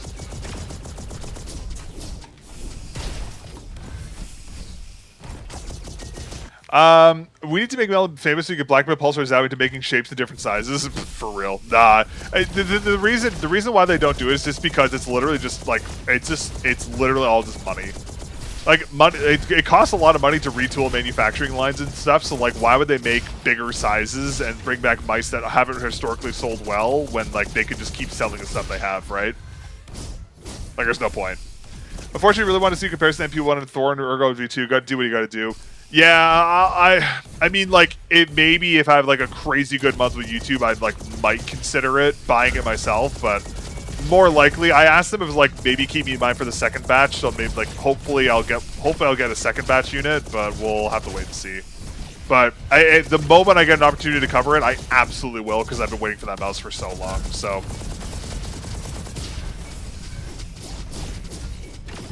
What the fuck happened to my keyboard? My forward key to stop working randomly. That's terrifying. Let's eat that. Alright. Oh, come on, brother. This is literally the one modifier we didn't need. Cyrox VA, all I can still say is shape is king. I'm probably going to try and cover the new Cyrox mice, the new ones that are coming out, because I still haven't tried the VA to the V6, but there's new ones coming, so I'm probably going to try those out at some point in the near future. I'm actually so sad we didn't get that. Actually sucks. And burning enemy, yeah, we'll take that. It's really solid. Upgrade this. Grab another gun. I'll take that for sure as well. Yeah, we'll do that. Absolutely, we'll take that. How's the glass? I just joined. Wondering about the comparison to the polarity. I actually compared it to the polarity early in the video. Basically, I would say they're very similar pads. The polarity is coated though, so it has better skin stick and debris resistance, and has a better edge beveling. But the pads are actually like very similar. Yeah, I'm actually really enjoying it. It's definitely a lot more controlled than I expected it to be. Like I didn't really know what to expect with this pad because like there weren't really that many reviews on it. But I'm actually quite enjoying it. I'm not gonna lie. Like, again, I like controlled glass, so this is, like, right up my alley. But, yeah, this pad's actually pretty solid. But, yeah, if you go back to the beginning, like, earlier in the stream, like, around, like, 30, 40 minutes, I think I compared directly to the polarity. You can check that.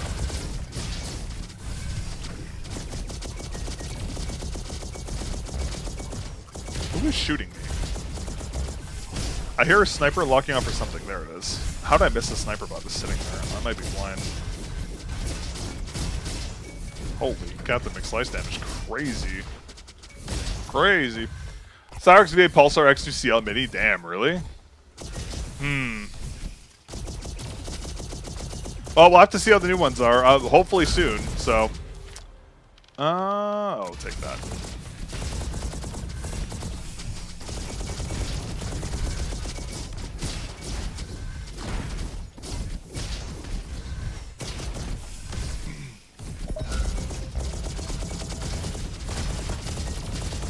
Dude, this burning enemy explosion perk is like actually like I basically have a will-o-the-wisp and risk of rain.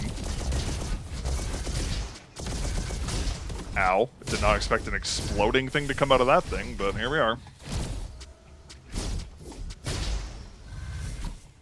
Pretty sure the Cyrox V is just the same thing with different sensor, pink color, bigger battery too. Oh, okay, good to know.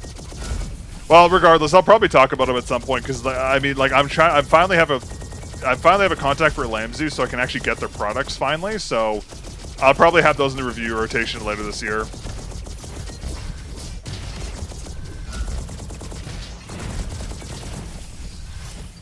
No, that's not what I wanted to do. I wanted to eat that, please. Thank you. A melted hit Pulsar Warframe shovel so they hit Pulsar with the until they lowered the lip on all their models. You mean like the base lip? See, for me, I never really, if that's what you're referring to, that never bothers me too much because my hand sizes are so big, but I can see why people would complain about that for sure. But to be fair, I think Pulsar has much bigger issues they need to deal with first, rather than just that. There are other problems they need to fix as well.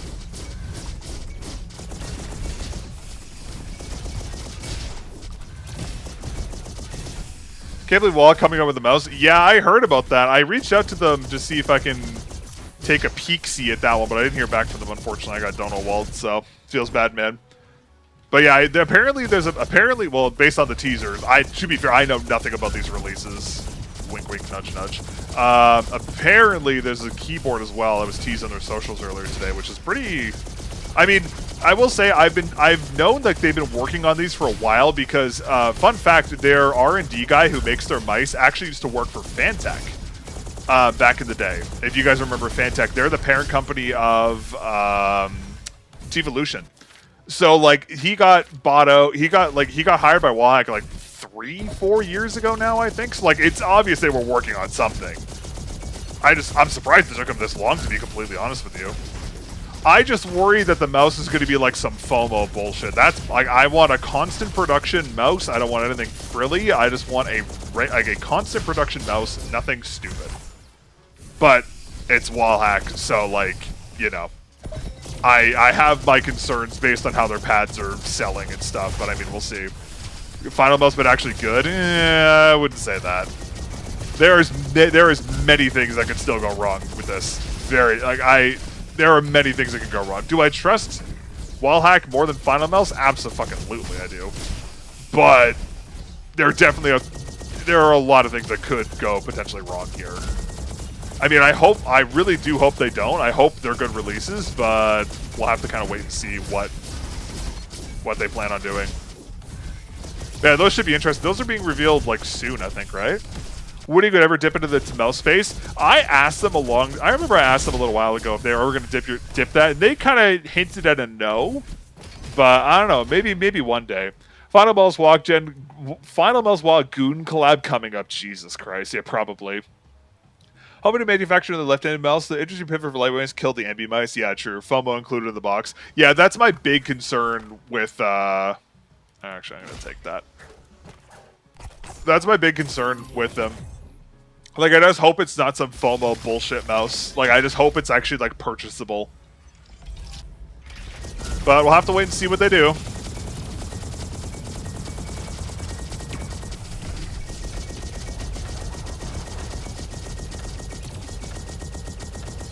Dude, this thing is just getting shredded.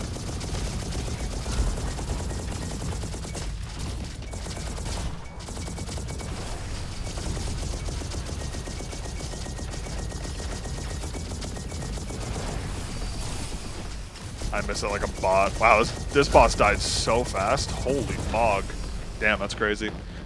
Yeah, I still have to cover the Wallhack pads. Maybe that's what I'll do. Maybe I'll see if I can get my hands on the Wallhack pads. Because I still have to try the CRL5 and stuff. Maybe I'll do that next. Enemy Girl, if the Enemy Girl doesn't have jiggle physics, I ain't buying. Jesus, literally at this point. Let's take this. That's actually a pretty good buy for us.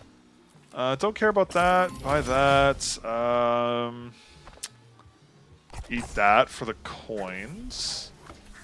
Definitely taking that. Marking an enemy. Oh, I really wish I could take that. That'd actually be great for us.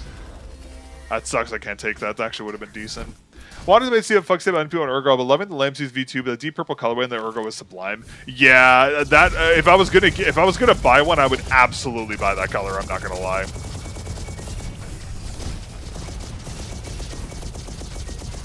But yeah, but I don't, we'll see. I mean, there was a couple other cool colors I think that were on the product page as well. So I mean, we'll see. Of course, we got the bullshit turrets fire faster, fucking horseshit, proc. Jesus Christ.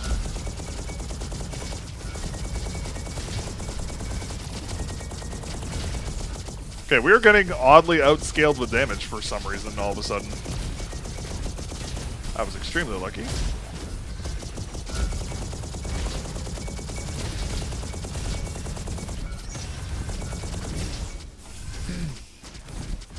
Yeah, I'm not gonna lie, I love the Thorn V2. I do kind of wish I got the purple colorway, because, like, I asked for the purple one. I was like, hey...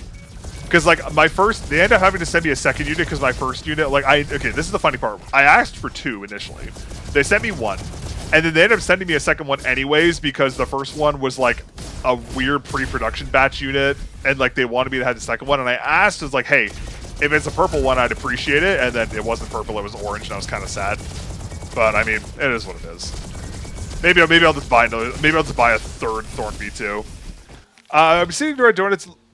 Loki will go to for glass. Can't find anything better than those. They're really worn in. There is actually a slightly better version. You want to get the purple ones. They're the exact same skate, but they have a buffering layer added to them that makes them that reduces their like audio and physical feedback. They're like the Obsidian Airs are like my go-to skates for glass pads. They've been like my go-tos for a very long time now.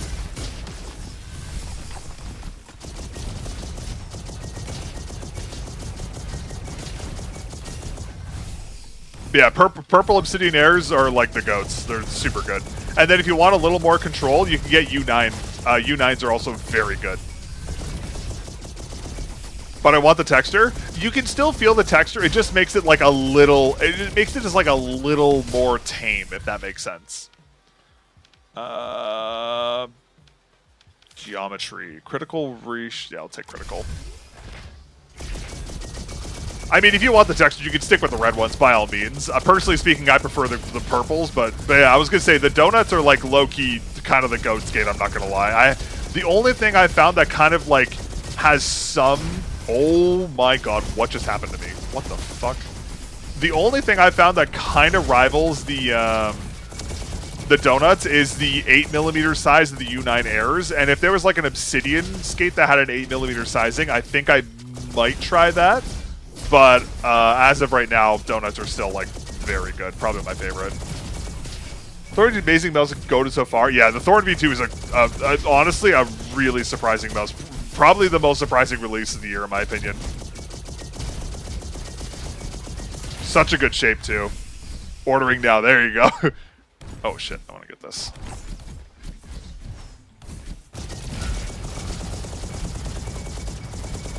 Gonna go fuck these turrets up real quick. I just gotta make sure I redo my chat. Why donuts over dots? I just prefer the larger surface area because I find dots are a little too fast for my taste on some pads. I just prefer the extra control. But it's like very much a personal preference thing. Like everyone has their preferences. I just like, oh, sorry, I remember now.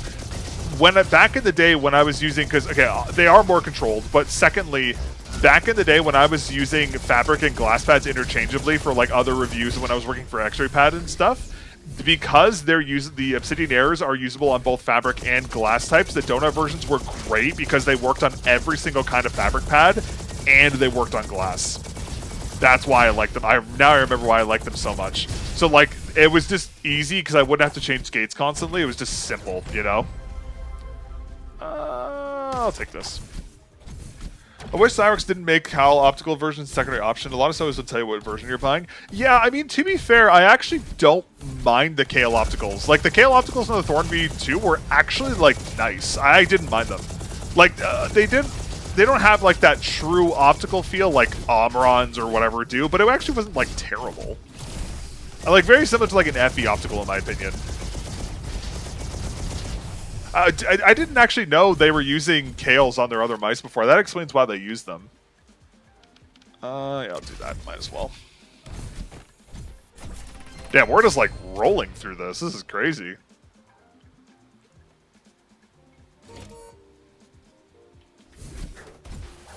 What do we got here? Weapon damage. Is that good for us?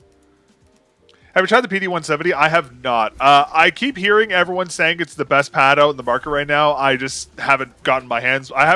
I'm just so stuck on hard pads, I haven't really found the need to bother with it yet. But I might try it at some point in the near future. Both Omron opticals, now they use both. Oh, okay. Well, I was going to say, there's like some weird shit going on with Omron right now where like, for some reason, the only brand that's getting Omron opticals right now is fucking Attack Shark. For some reason. So everyone else is using other optical switches right now, which is really weird. Yeah, Pulsar connection. Yeah, I might review it. Just the thing for me is like, I understand fabric pads have a lot of benefits, but the thing for me with fabric pads is durability. And like, I would just rather stick with glass. You know what I mean? But maybe at some point in the future I might look at it. Actually, I'm going to take this because he was actually pretty solid for us here. I might review it at some point in the future. We'll see. I mean, I have a lot of hard pads to get through right now, so I gotta get through the hard pad backlog, and then we'll go from there. Because like people have been wanting me to review the wall hack pads for a while now, so I gotta get those. There's a bunch of other hard pads I gotta get my hands on first. I gotta wait for my cooldown to reset here. What the fuck was that?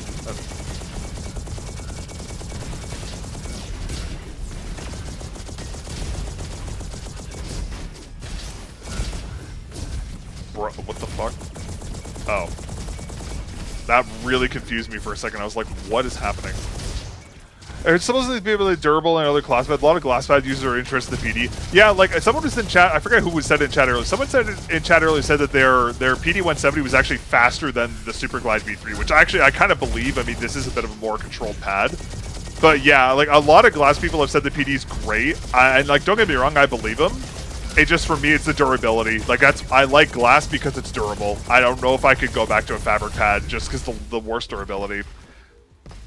Only attack circumstance worth buying are the R1. Yeah, that's the thing. Like, I don't know why them, of all people, are the only people getting armor on opticals right now. It's really fucking weird. And to be fair, I mean, there has been an armor on shortage as well, which hasn't been helping things either. But yeah, it's really weird. I don't know why they, of all people, are getting them, but whatever. I mean, it is what it is at this point. But I mean, KLs and FEs are okay. I don't really have a complaint about them. People saying speed-wise is like a polarity. Interesting.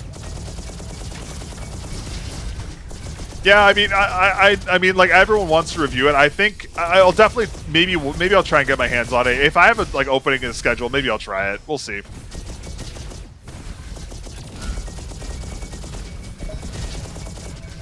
It just depends because like towards September, it's gonna get real busy for reasons I'm not going to discuss on stream because I don't want to go to jail for breaking an NDA. But September is gonna get pretty spicy. So I don't want to commit to a bunch of reviews I won't have time for because September is going to be interesting. So the polarity, they're not the same at all.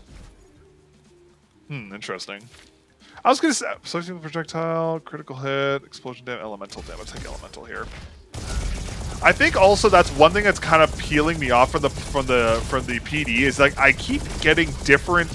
Not saying that everyone's saying, like, everyone's kind of saying the same thing, but everyone's also kind of saying different things about the pad. Like, everyone just says it's good, but everyone's like, experience with the pad seems to be, like, slightly different. So, I don't know. It's definitely something I want to cover at some point for sure, but I don't know. We'll see. PD-170 is more like a Raven.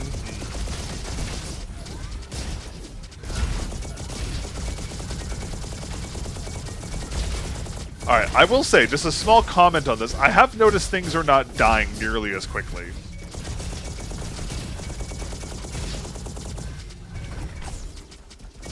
Which is a little scary. Polarity is faster.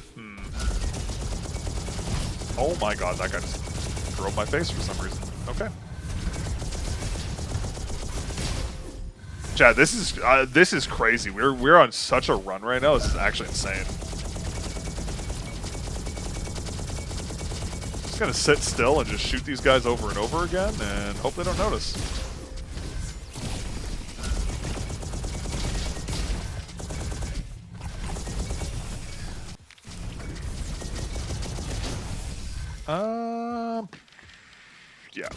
Yeah, fucking take that shit.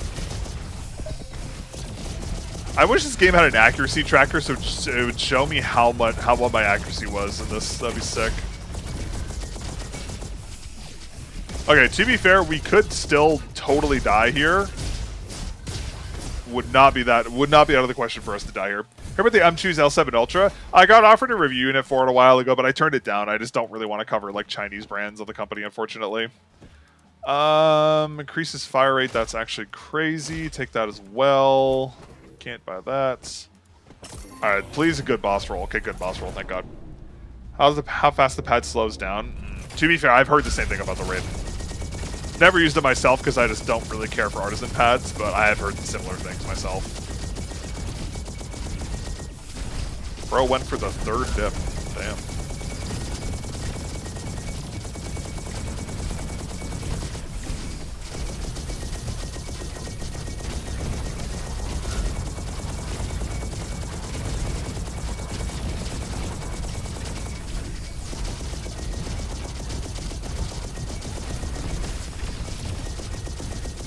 Okay, we might be trolling a little bit here, but it's okay. Alright, we're good. I had a Raiden Kazamati. Yeah, I was gonna say, didn't Maddie like used to use the Raiden like religiously? Oh, lovely. Safety goggles. That's fucking great. Love that. Love that for me. Okay, let's look at what our options are here. So weapon will eat that, take the HP. Burn damage, increase your armor by 8%. I kind of actually want to take them, I'm not going to lie, but I can't because I need a power cell. Let's go hit the Gambler for a second. Key 83 is a better Raiden. Yeah, I haven't really used Artisan Pad, so I can't really speak to them. I just never really had the interest in trying them, to be honest with you. Then I realized Maddie will beat me on a piece of cardboard. True. Okay, there's that. Okay, let's go buy this. This might be a little bit of a throw, but that's alright. Chinese mice are low-key kind of fire. I understand, like, that's the thing, like, they're good on paper, it just, like, it's, like, the ethical and, like, the lack of support that, like, kind of bugs me, and, like, don't get me wrong, G-Wolves is guilty of the same thing, but, like, I don't know, they're just scummy companies, I just don't really want to, like, especially ATK, like, fuck ATK, I don't want to promote their products, ever.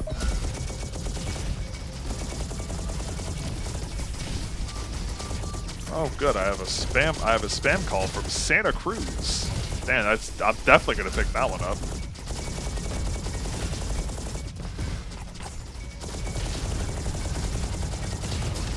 Dude, everything dies so fast. Holy fuck.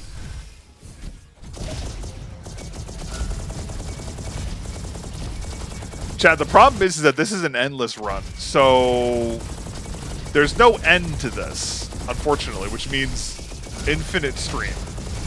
I'm kidding. That does not mean infinite stream. I'll probably give it up in like 30 minutes, but you know.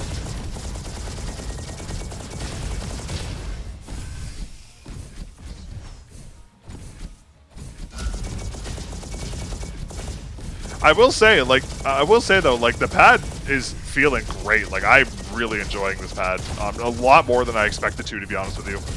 And like I'm aiming good on it too. Like it's just the control, like it feels very familiar to me. Like I think it's because I used the polarity for so long. Like this is basically like a slightly more controlled polarity, I think. At least with these skates, in my opinion. But it feels really good. Like I'm actually aiming very well on this pad. Which like normally it takes a little time for me to like, oh fuck, this guy's got the fucking blinder on. Normally it takes me a little time to like fully kind of warm up to a glass pad after a little bit of time, but this one's actually like pretty natural. Oh my god, that is so many beams. Holy mother of god. Why did it spawn 15 beamers at the same time? Like, are we dead ass?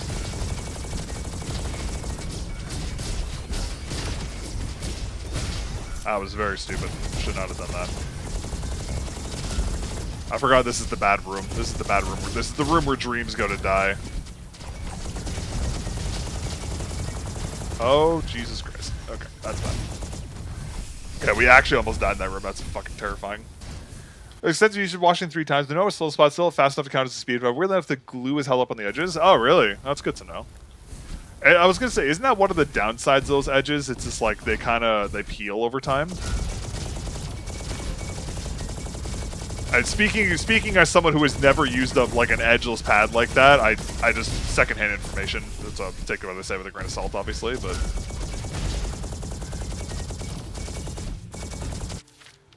What do we got here? More elemental damage. I like that.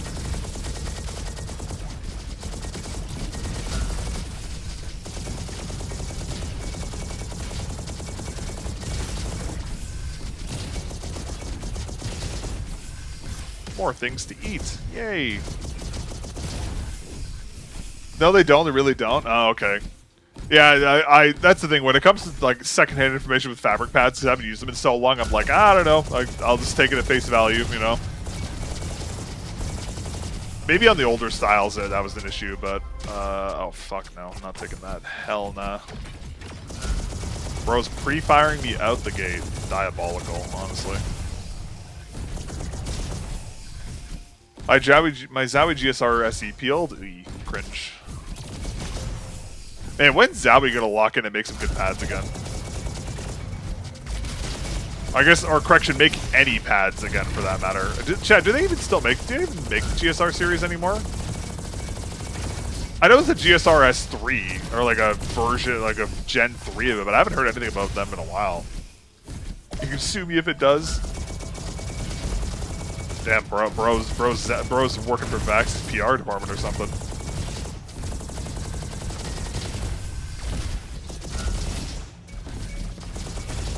They're just kind of dead to me. Consistency glass is too good to pass up no matter what. See, that's my thing as well. Like, I know everyone wants me to talk about the PD-170, but I just don't want to give up the consistency of glass, you know? I never thought I'd be someone who would just become glass pilled like this, but I just truly am. I just can't go back now.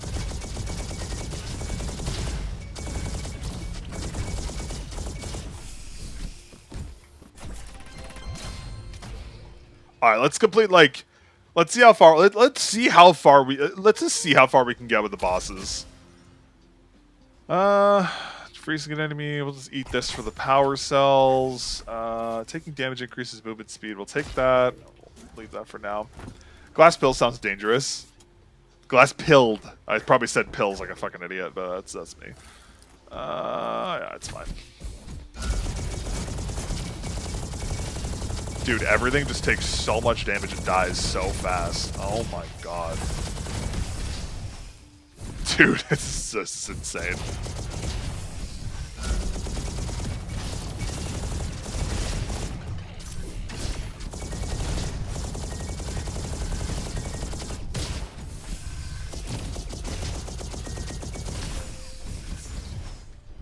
What's this? Oh, it's this guy.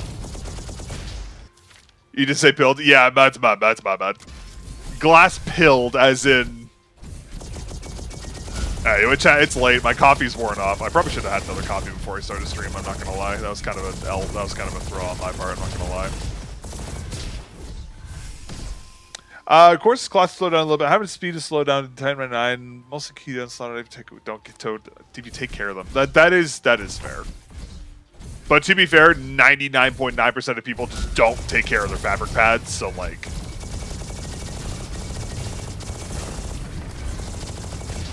I mean, to be fair, you can kind of say the same thing about glass, because like glass pads, in order to be consistent, do require like constant care, but like people also don't do that either, you know? Dude, chat, I'm like, I'm so surprised at aiming on this so well, like out of the box. I'm actually really surprised. Okay, that's a little more damage than I was expecting from that. That's low-key terrifying. At this point, the only thing I'm really scared about is like stuns and just like randomly getting hit by something. I said glass pads that sped up. Skateware, maybe? Because that's the thing with that's like, because like obviously like fabric pads have inconsistencies, but that's where glass gets its inconsistency because skateware can cause them to like change their performance profiles and stuff. But admittedly, it's much easier to catch that than like a fading performance profile on a hard pad or something.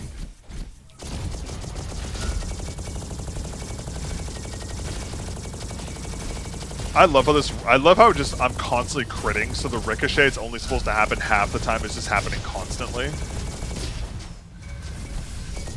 What a good build. Take that.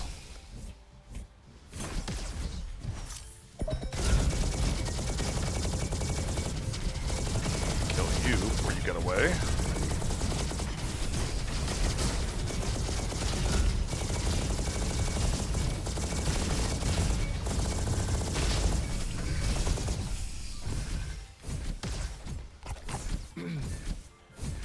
Oh man, chat, you what hard pad I really wish made a comeback? I really wish Padsmith made a Dark Chaos V2. Honestly, Dark Chaos, aside from the Yeku, might be my favorite hard pad art of all time. Actually, no, I think the Dark Chaos still beats it. Like, I like the Yeku's art, but the Dark Chaos is hot. I love the Dark Chaos. It's such a good pad. Underrated too for the time.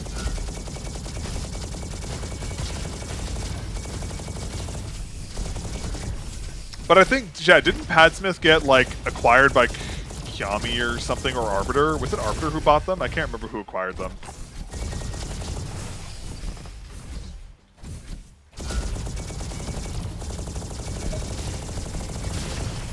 I think it was Arbiter. I might be wrong on that though. Oh Jesus Christ! Please help me. Get away. Thank you. That actually scared the shit out of me. That guy could have tethered me into like hell. All right, let's see if we get trolled on this boss too. Don't care about that. I'm just gonna buy both of these just for the bolts, and then we'll take this. This boss fight. Oh, this is the ass boss fight. Okay, this might be it, chat. This might be it.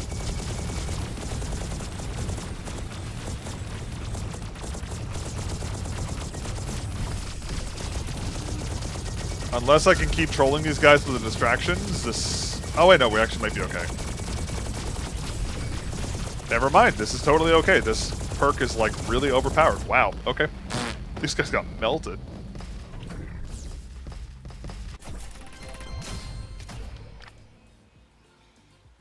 I didn't even look to see what the perk was this time. Hold on one second, I just gotta update the music. Music is gonna end soon, chat. We gotta find a new one.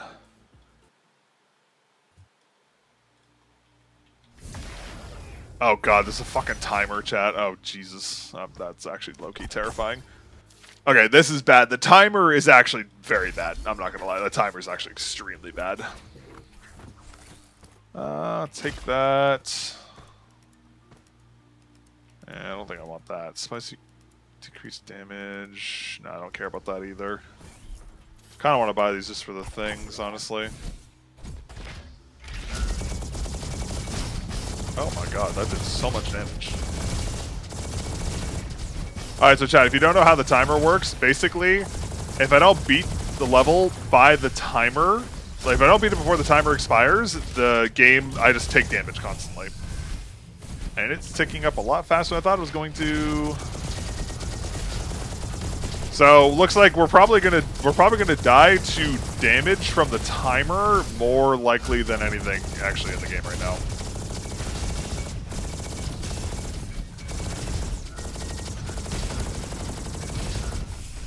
Which is kind of crazy to say, but here we are.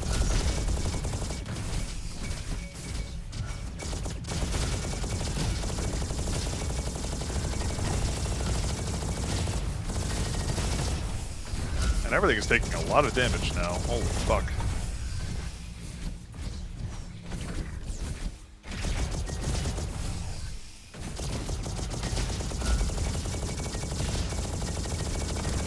It's okay, chat. We're just gonna go super Kovacs mode and just like lace through everything here. Ow.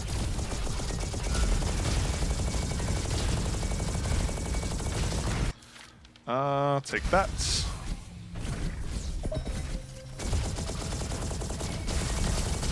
Oh my god, I got it somehow. Don't ask me how I got that bot, I have no idea.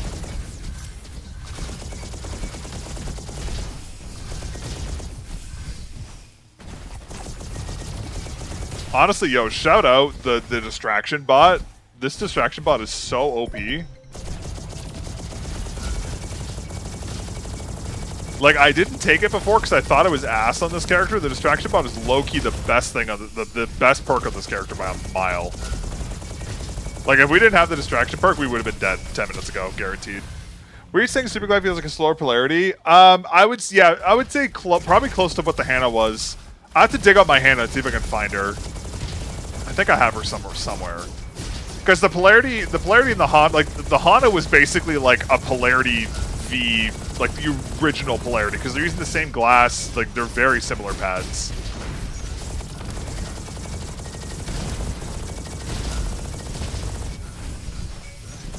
This is, chat, this is kind of turning into, I don't even know what I'm looking at anymore, you know? Like, it's just like, it's like I'm playing Marvel Rivals, there's just so much visual clutter. Actually, that's a lie, it's not even close to as bad as Marvel, who am I kidding? Digging out Hannah sounds wrong. Well, because the problem is I had a Hannah, but I got a pre-production version that didn't work. Like the surfacing, actually, funnily enough, that's actually kind of ironic. It had the same problem as the polarity, where it didn't work on some sensors versions, but they fixed it on the retail batch unit, and then they had the exact same issue with the polarity, but it wasn't the surfacing. It was how the surfacing worked. Like it was the coloring on the surfacing that caused the problem. But I had the same issue twice. That's kind of ironic. I never put that together. I knew, like, I was like, oh, they both have their own separate issues. I never actually clued in. I forgot how similar they were. This entire room just, like, disappeared, by the way. I don't even know what happened to this entire room.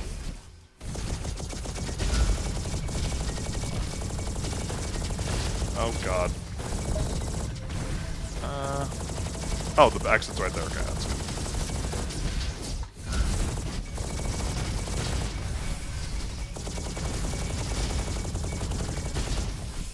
Dude, we were fucking shredding. Holy fuck. Turbo turrets. God damn it. Low-key, the turrets are the one thing I'm, like, low-key kind of scared about. Because turrets could just one-tap us and just annihilate, like, just remove our existence. Take this for the perk.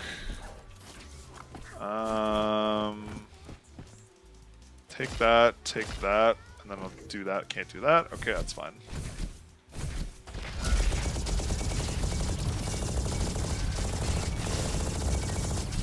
Okay, there's chat. We have to keep an eye out for sniper bots. There's sniper bots on this one.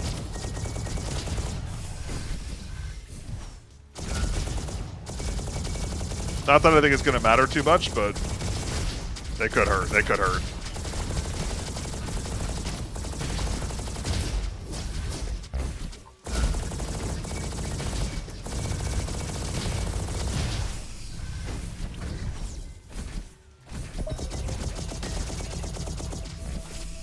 Oh, please let me get it. Fuck. I don't know why I was so scared of the sniper bot there. I just, like, lost so much XP for some reason. That's so stupid of me. Oh, whatever. I had an issue with the white polarity V8 sensor mode, 1K polling, 20 FPS to LED, which fixed it. Oh, interesting. Yeah, I totally forgot about the Hannah having issues, because, like, that's the thing, I actually really liked the Hannah. The Hannah was a great pad. I just couldn't use it because of the sensor issues. Which, that's why I never reviewed it, even though I got a unit, because, like, at the time they didn't have an extra retail batch to give me, or, like, a fixed retail batch. So... But yeah, no, that's funny how they had the same issues. Yeah, because I like the backstory of the Hannah's kind of similar to the polarity. So, but yeah, but I will say I'm actually very excited for the new Glassworks release. It should be pretty good. Try not to leak anything about it, but it looks promising. It looks like it'll be on my alley, so I'm excited to see how it is. Gain 4. Oh, I've never seen these before. Increase damage for 20 seconds for 90 seconds. Okay. I have never seen a booster in my life. I don't even know what that is.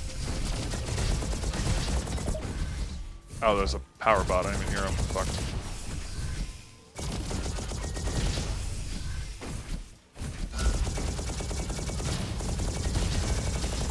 Well, on the plus side, a lot of the issues that there have been with glass pads lately have been due to the third 950, because the third 950 is like, because if you guys didn't know, all like sensors have like a built-in like auto surface calibration, similar to like what Logitech's mice have, but on Pulsar sensors it's not garbage.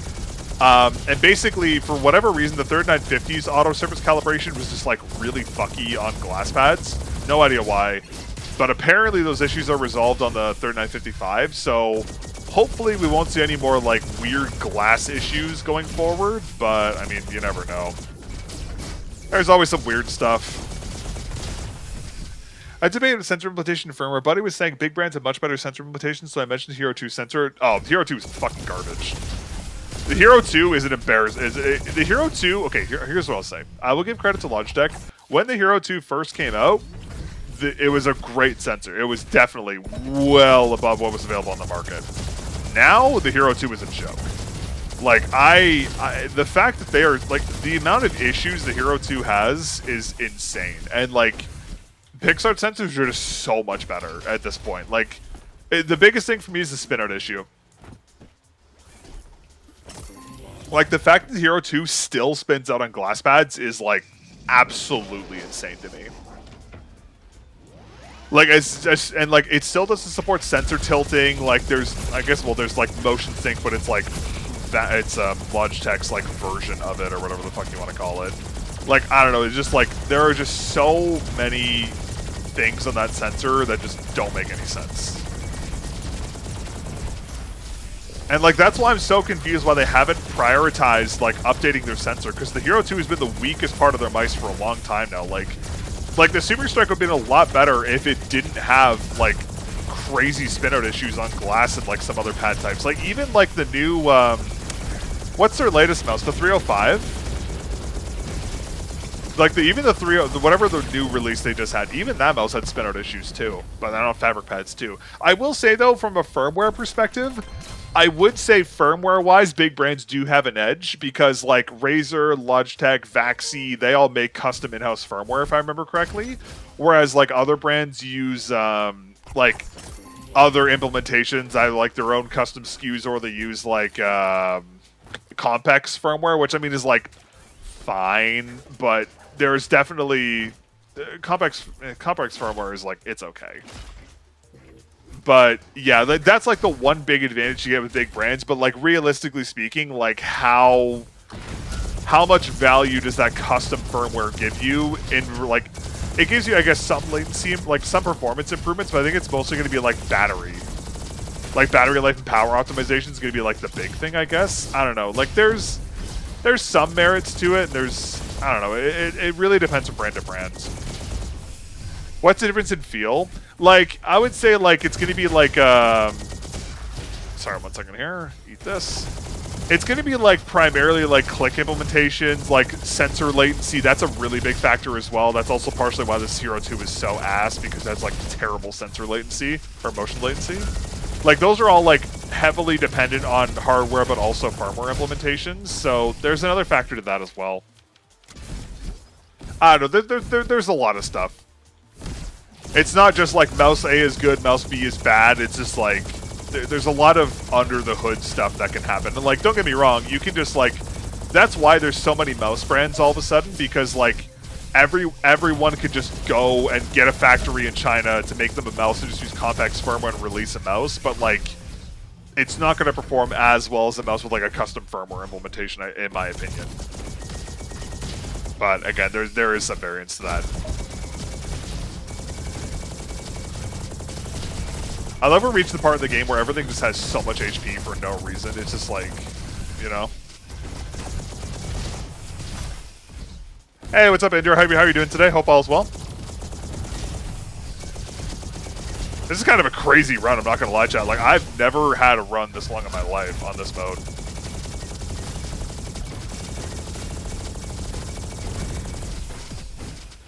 Measure like 2 millisecond latency. Can anyone actually tell the difference? No, like what I mean by that is like more like okay, SteelSeries is a great example. SteelSeries has like that's why a lot of like smaller brand gaming mice like HyperX and that kind of stuff have like really bad click latencies. Like does it make a difference in like from a user perspective? I mean, you might feel it, you might not, but like when it comes to like competitive stuff, like that shit matters. So like that's why like brands like Razer have spent so much money investing in like firmware and R&D in this stuff, because like it makes their mice better, you know? But yeah, I don't know. What game is this? This game is called RoboQuest. It's a really fun like single player roguelike shooter. I would say I think the general consumer will probably notice motion latency from the sensor more than click latency and that kind of stuff. But like even okay, like this is another great example from Logitech. So Logitech sensors, they have this thing where if you lift them, all mice have this to be clear, but basically they have this thing where if you lift the mouse up, it applies a 30 millisecond debounce to the main clicks. And with hits advertising a 30 millisecond click improvement, if you play with your aim style, you pick your mouse up after you do a swipe or something like that, basically what it means is that there's going to be a 30 millisecond debounce applied to your click. And like other brands mice don't have that because Logitech sensor is not the greatest. They have to implement that. So like there's a lot of like crazy under the hood stuff that just like is it makes a huge difference. And like you can even test that yourself. Like if you go into like, obviously I do not this isn't a good way of measuring it, to be abundantly clear.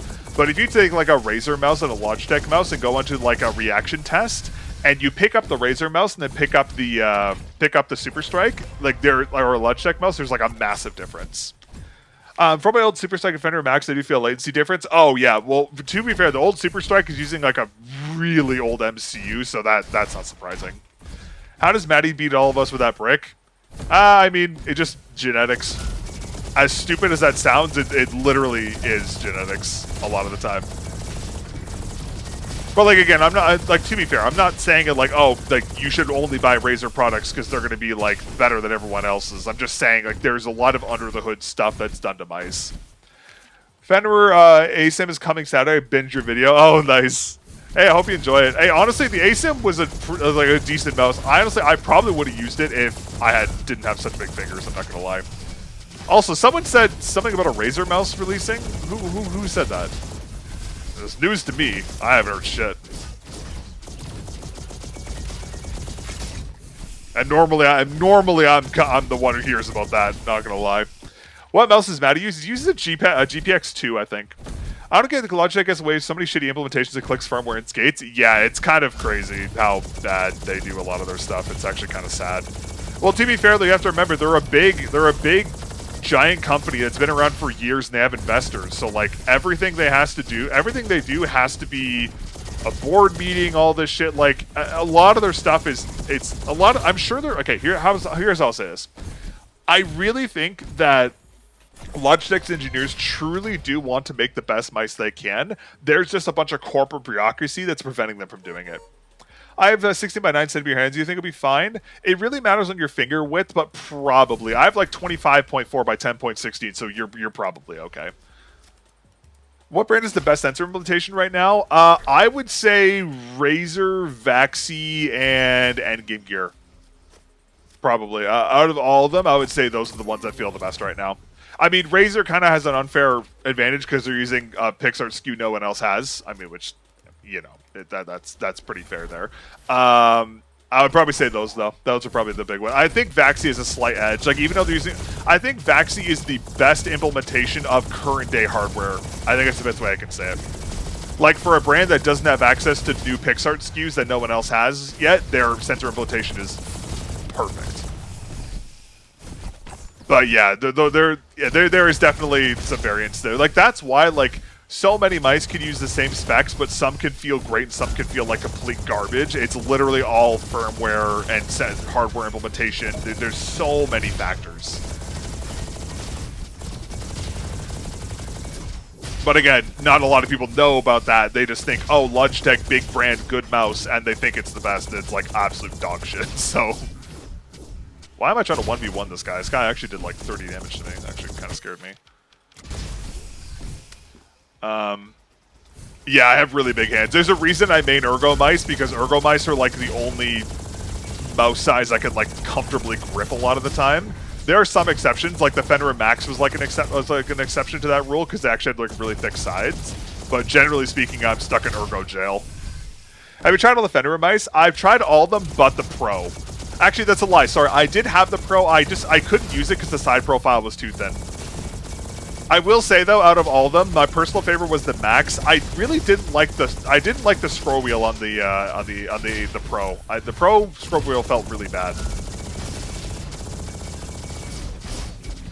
But yeah, I did like an unboxing stream for like a couple months ago. But yeah, the Max was my favorite. I honestly, if they redo the Max with like the SPDT switches and stuff, I'd actually low-key would use it, to be completely honest with you. I just wish it had like more updated specs. Like a 3955 and like SPDT switches would like low-key be really good on that mouse, I'm not gonna lie. But yeah. Negative, how is no coding in side buttons? Scroll wheel for ASM. Yeah, I mean, the no coding issue on G-Wheels mice has been an issue for a long time. That said, though, they've kind of resolved it to a degree with their newer mice, like the Lycan, for example. The Lycan is like they're now using like a completely solid shell, which, to be fair, still doesn't have a coating and should absolutely have a coating on it. But it's much more grippable than their previous versions. Like, it having a solid shell actually makes a huge difference. I really didn't think it would, but it actually makes a big difference. Literally breaking records, old GPX2 and Raiden. Some people feel like trying to optimize peripherals so much it doesn't really matter. There is definitely some truth to that. I agree with you completely. But here's the thing: at the end of the day, the old like the old, or not the old, the saying the shape is king is truly what matters the most. Like if Matty can perform the best on the GPX, I mean, he's going to perform the best on the GPX. And like, I will admit there's a bit of a, I would actually argue that Matty would perform better with another mouse. Like if there was a GPX that had Razer internals, like imagine like a GPX shape, but it had Viper V4 internals. I genuinely think Matty would perform even better. Because the GPX2 is inherently a bad mouse. Is it going to make a big difference for a player like Matty? Probably not. But again, shape is very much king, and that is a very important thing to keep in mind. Like, again, that's why I like the Thorn V2 so much. Like, not only is the performance of the mouse good, it's also just a very good shape, you know? And I think, like, there's a rabbit hole to go into when it comes to shapes, and that's why there's so many different brands out nowadays, but that's just kind of how it is. I want to try the Warg so bad. Varies on the setup for so long. That is also another factor as well. He has been on the same setup for it. That's actually a huge thing. Thank you for pointing that out. I forgot to mention that. That's another big factor as well. Consistency. Like, that's the thing. Like, I was talking about earlier in stream how, like, I used to perform really, really, really good. Like, back in the day when I had I had my Vaxi outset, AX, wired, and I had my Vaxi PA, and I used the same mouse pad and mouse for like a year and a half. I aimed so much better. But the moment I became a reviewer, I infinitely started playing worse because I'm just using different shit every week. Like, to put it in perspective, chat. Sorry, excuse me. I've been using different gear within every 3 to 4 weeks for almost 3 years now. Which is kind of crazy when you think about it, but that's literally just how it's been. And, like, obviously, if you just kept the same gear on and on, I would be way more consistent and I'd perform better. But I will say, for someone who changes their gear constantly, I will toot my own horn a little bit. I actually think my aim is actually, like, above average. Like, for someone who's used so many different mice and stuff, I think I'm alright. I think I'm alright.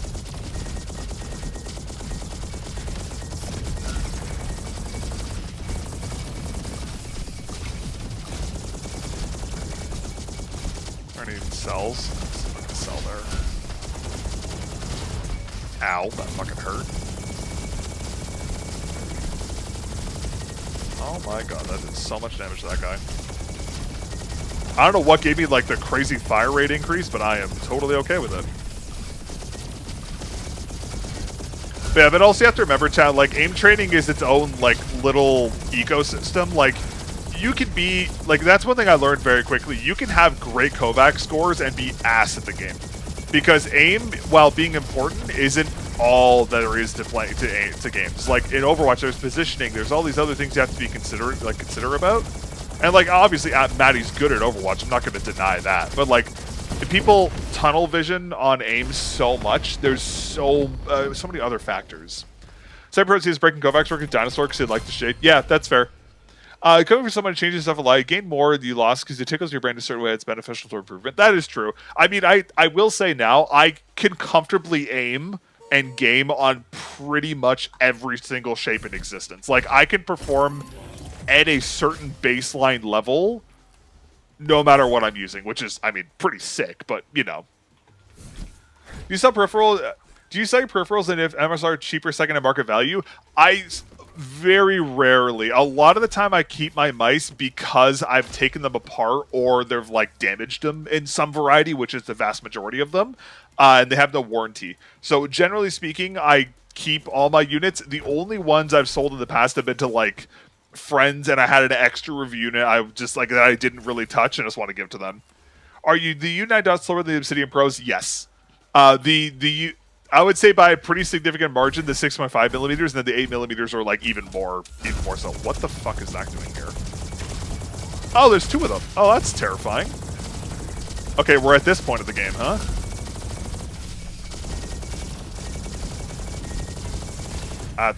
Those shouldn't be here, but okay.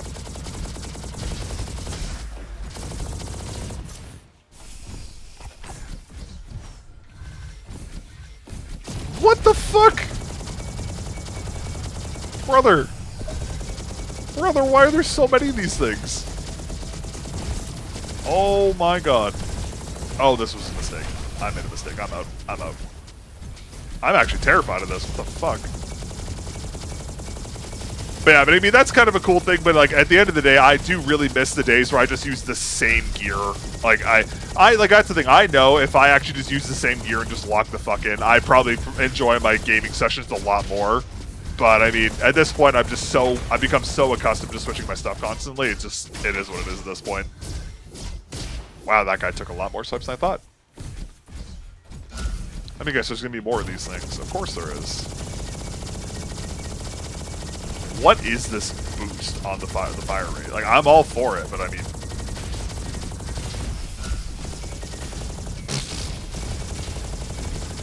I don't even know what's happening at this point. Jeez, dude, this room just vanished. Holy. Okay, that guy has to die right away because he has a sniper. Did I just see a mini flyer with a fucking eye shield? Are we dead ass? Yeah, I said this earlier, man. I wish there were VODs from back in my Splitgate day, because I streamed on Twitch, but I never saved or uploaded any of my VODs. Man, I wish I kept those, because y'all would see how good I was back in the day. Listen to me, I sound like an old man. You play Gunfire Reborn? I did a long time ago. It was like free for a weekend on Steam. I tried it. I didn't really like it. I don't know, there was something about the game I just didn't really hook me like RoboQuest did. And like I've tried other like similar game styles. Like I've tried oh god, I probably shouldn't sit there, Jesus. I tried other similar game styles, like I've tried Dead Zone Rogue, and I do really like Dead Zone Rogue. Dead Zone Rogue's pretty fun. But RoboQuest just, I don't know, there's something about it that just kind of, oh Jesus Christ. There's something about RoboQuest that just kind of, I don't know, it just keeps scratching that itch for me. I don't know what it is. It's just a really good game. Oh my god, I'm getting like insta-stunned. Oh my god. Yo, low-key, these stun bots can fuck right off, honestly.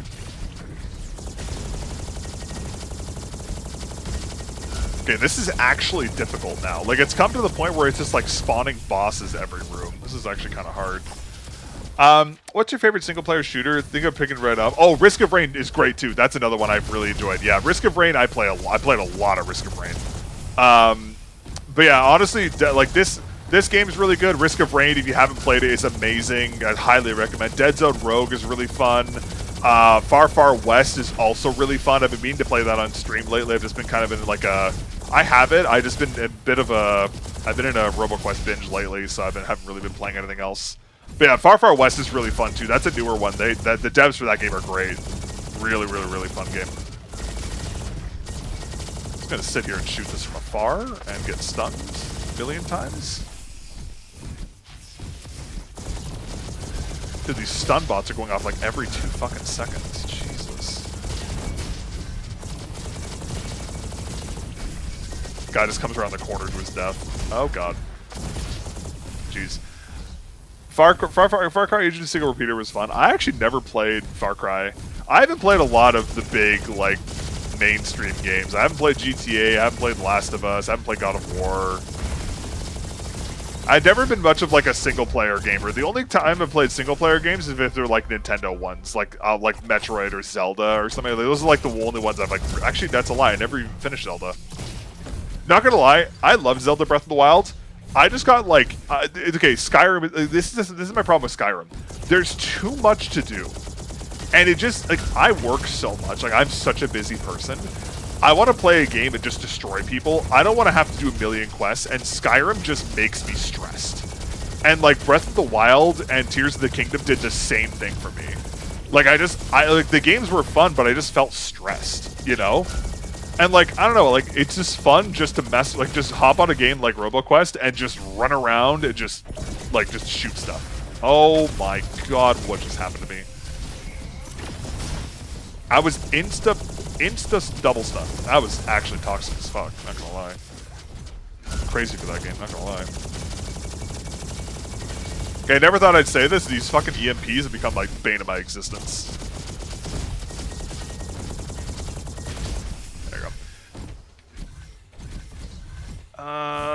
Oh god, I'm gonna start taking damage soon. I need to get out of here. Okay, this is the final room, thank god. Dude, the cargo bots have so much HP, I can't even kill them now either. Chad, do you know how much damage the end zone does if I start taking damage? Do you know how much it does? Because we're about to find out in like 5 seconds. But yeah, sorry, to circle back to what you're saying, if you're looking for just like chill games to play, Far Far West, Dead Zone Rogue, it's a little more like brutal, but it's pretty fun as well. And then this game are all very good recommendations. Supposedly Super Strikes 2 will still won't have the Hero 3 Wild. Yeah, I said that earlier. That's the craziest thing I've heard so far. Well, the reason why is because all they're doing is updating the MCU so they can reclaim their latency throne, like based off of like the other magnetic switches coming to the market. That's the reason why they're doing it.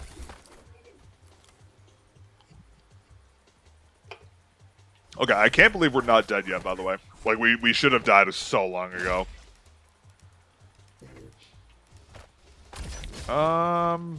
Elemental, yeah, sure, why not? You know it's bad when everything starts to have so much HP and nothing dies quickly.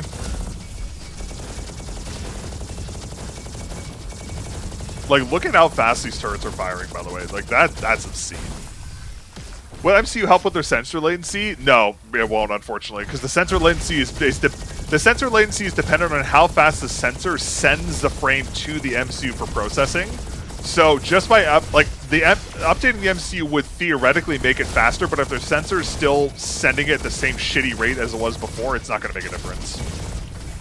So that's the problem. Like, all they're doing is just focusing on click latency. That's literally all they're doing. And to be fair, we don't know what MCU they're using. Their MCU upgrade might be dead ass might be upgrading to the 52840 from the 52833. So it might not even be an actual upgrade. It might just be moving into another side SKU or something. I pray to God it's an L15 SKU because they need it for the power optimizations, in my opinion.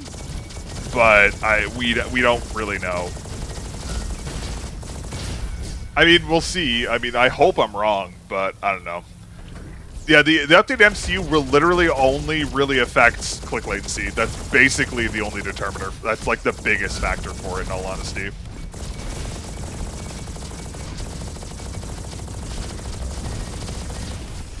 That was really, really stupid. I probably shouldn't have done that. That guy has 1 million HP for some reason. I mean, there could be some other tweaks they're doing to it. I think MCU is primarily going to be click latency and battery life. That's going to be the two biggest factors, but it depends on what type they're using. Like, if it's an L15, it's going to make the mouse much better in terms of run times, because the L15 is so much more power efficient. It's going to improve that drastically. But there's a lot of variance to that. Like, we don't know what they're using. And historically, Logitech hasn't been too keen on adopting, like, new hardware. So, I don't know if they're actually going to be using the new MCUs. We'll see. Oh, fuck, it's coming from over there. That's so unfortunate. Okay, grab that. Get the fuck out of here. Okay, not gonna lie, this is starting to get pretty difficult. This is actually getting quite tricky. I'm actually terrified for this trap room, I'm not gonna lie. Alright, chat, this might be it. This might be it. We gotta lock the hell in here. We gotta hold our perimeter. Oh, I got changed. That's it. I'm dead. Fuck. Damn. That was a stage 16. That's crazy. 1 hour and 60 minutes and 33 seconds. That's the longest runtime I've had to date by far. Level 35. Damn. Yeah, not gonna lie, this screwed us and this screwed us. Oh, that's what's taking damage. I didn't even check this. Healing cells dropped by enemies have a chance to be corrupted, dealing damage when picked up. I didn't even catch that. That's so fucking annoying. Oh. Oh, that's why it started to take so much damage. I had watermelon. Because I was doing crit damage, so if you do critical damage, you have a 50% chance to automatically pick up the power cells and the healing cells, and they had a percentage chance to be damaged ones. That's probably why I all of a sudden started taking like crazy amounts of damage. Damn, that sucks. That was a good run too. Ah, well, it is what it is. It had to end eventually. I think that actually might wrap up all the achievements I needed for this game, though. There was a couple I was missing, and I think that actually might be the final one. I'm not gonna lie. Ah, well, it is what it is. All right, let me check here. Oh yeah, I did get it. I'm missing just a couple achievements, chat. Hold on, let me see. I got evolution, perked, booster, and muscle. I am missing power of friendship, Confrere du Croissant, which has changed the game language to French, and Iron Maiden reached the maximum honor bonus. And there's one hidden achievement. So I'm down to four achievements I got to get for this one. To be fair, those are pretty easy ones to get, so I can probably finish this hopefully soon. I mean, I just 100% that game finally, but anyways. All right, chat. I'm going to peace out. Ugh, it was a good stream. That was actually nice and chill. Anyways, closing thoughts on the SUPERGLIDE V3. Honestly, really impressed. I kind of wasn't sure what to expect going into this because, again, there wasn't much information on the pad, but it actually performs really well. Like, I was actually, like, the way I can tell a glass pad is good is if it feels natural for me to aim on. And just using like obsidian air dots on my X2N on this felt like an absolute breeze. Like, it actually feels really nice. I'm actually very impressed with how this feels. It's much better than I expected. So I'm really excited to put some more time into this. We'll have to see how it fares in like more like competitive games. Like, we'll have to see how it fares in like Overwatch and stuff. But I mean, first impressions are very positive. I'm actually quite happy with it so far. But we'll have to see how it fares over a wee bit more of testing. But that'll be a stream for later. But yeah, anyways, all right, well, I appreciate chilling and hanging out as always, chat. Thank you so much. If you guys missed it, the review of the Status Seraph went up yesterday, so you guys can go check that out if you want to learn more about that pad. It's actually a pretty good budget option pad. It's actually not bad. Not perfect, but actually surprisingly good. Saturday will be a much longer testing stream. We'll be doing more testing of this in the X2N, probably doing Overwatch, so we'll probably do a longer stream on Saturday. What's next week's video? Oh yeah, Thorn V2 review is going to be up next Wednesday for everybody. It's up now for channel members, and then the teardown will be up for our members on Wednesday as well, so that'll be for them. But anyways, yeah, I will catch you guys back here on Saturday if you guys want to see more testing of the SUPERGLIDE V3. But yeah, that's all for today, so I will catch you guys later. Thank you everyone for chilling out. It was a nice chill stream, and yeah, I'll catch you all later. Hope you all have a good one. Peace.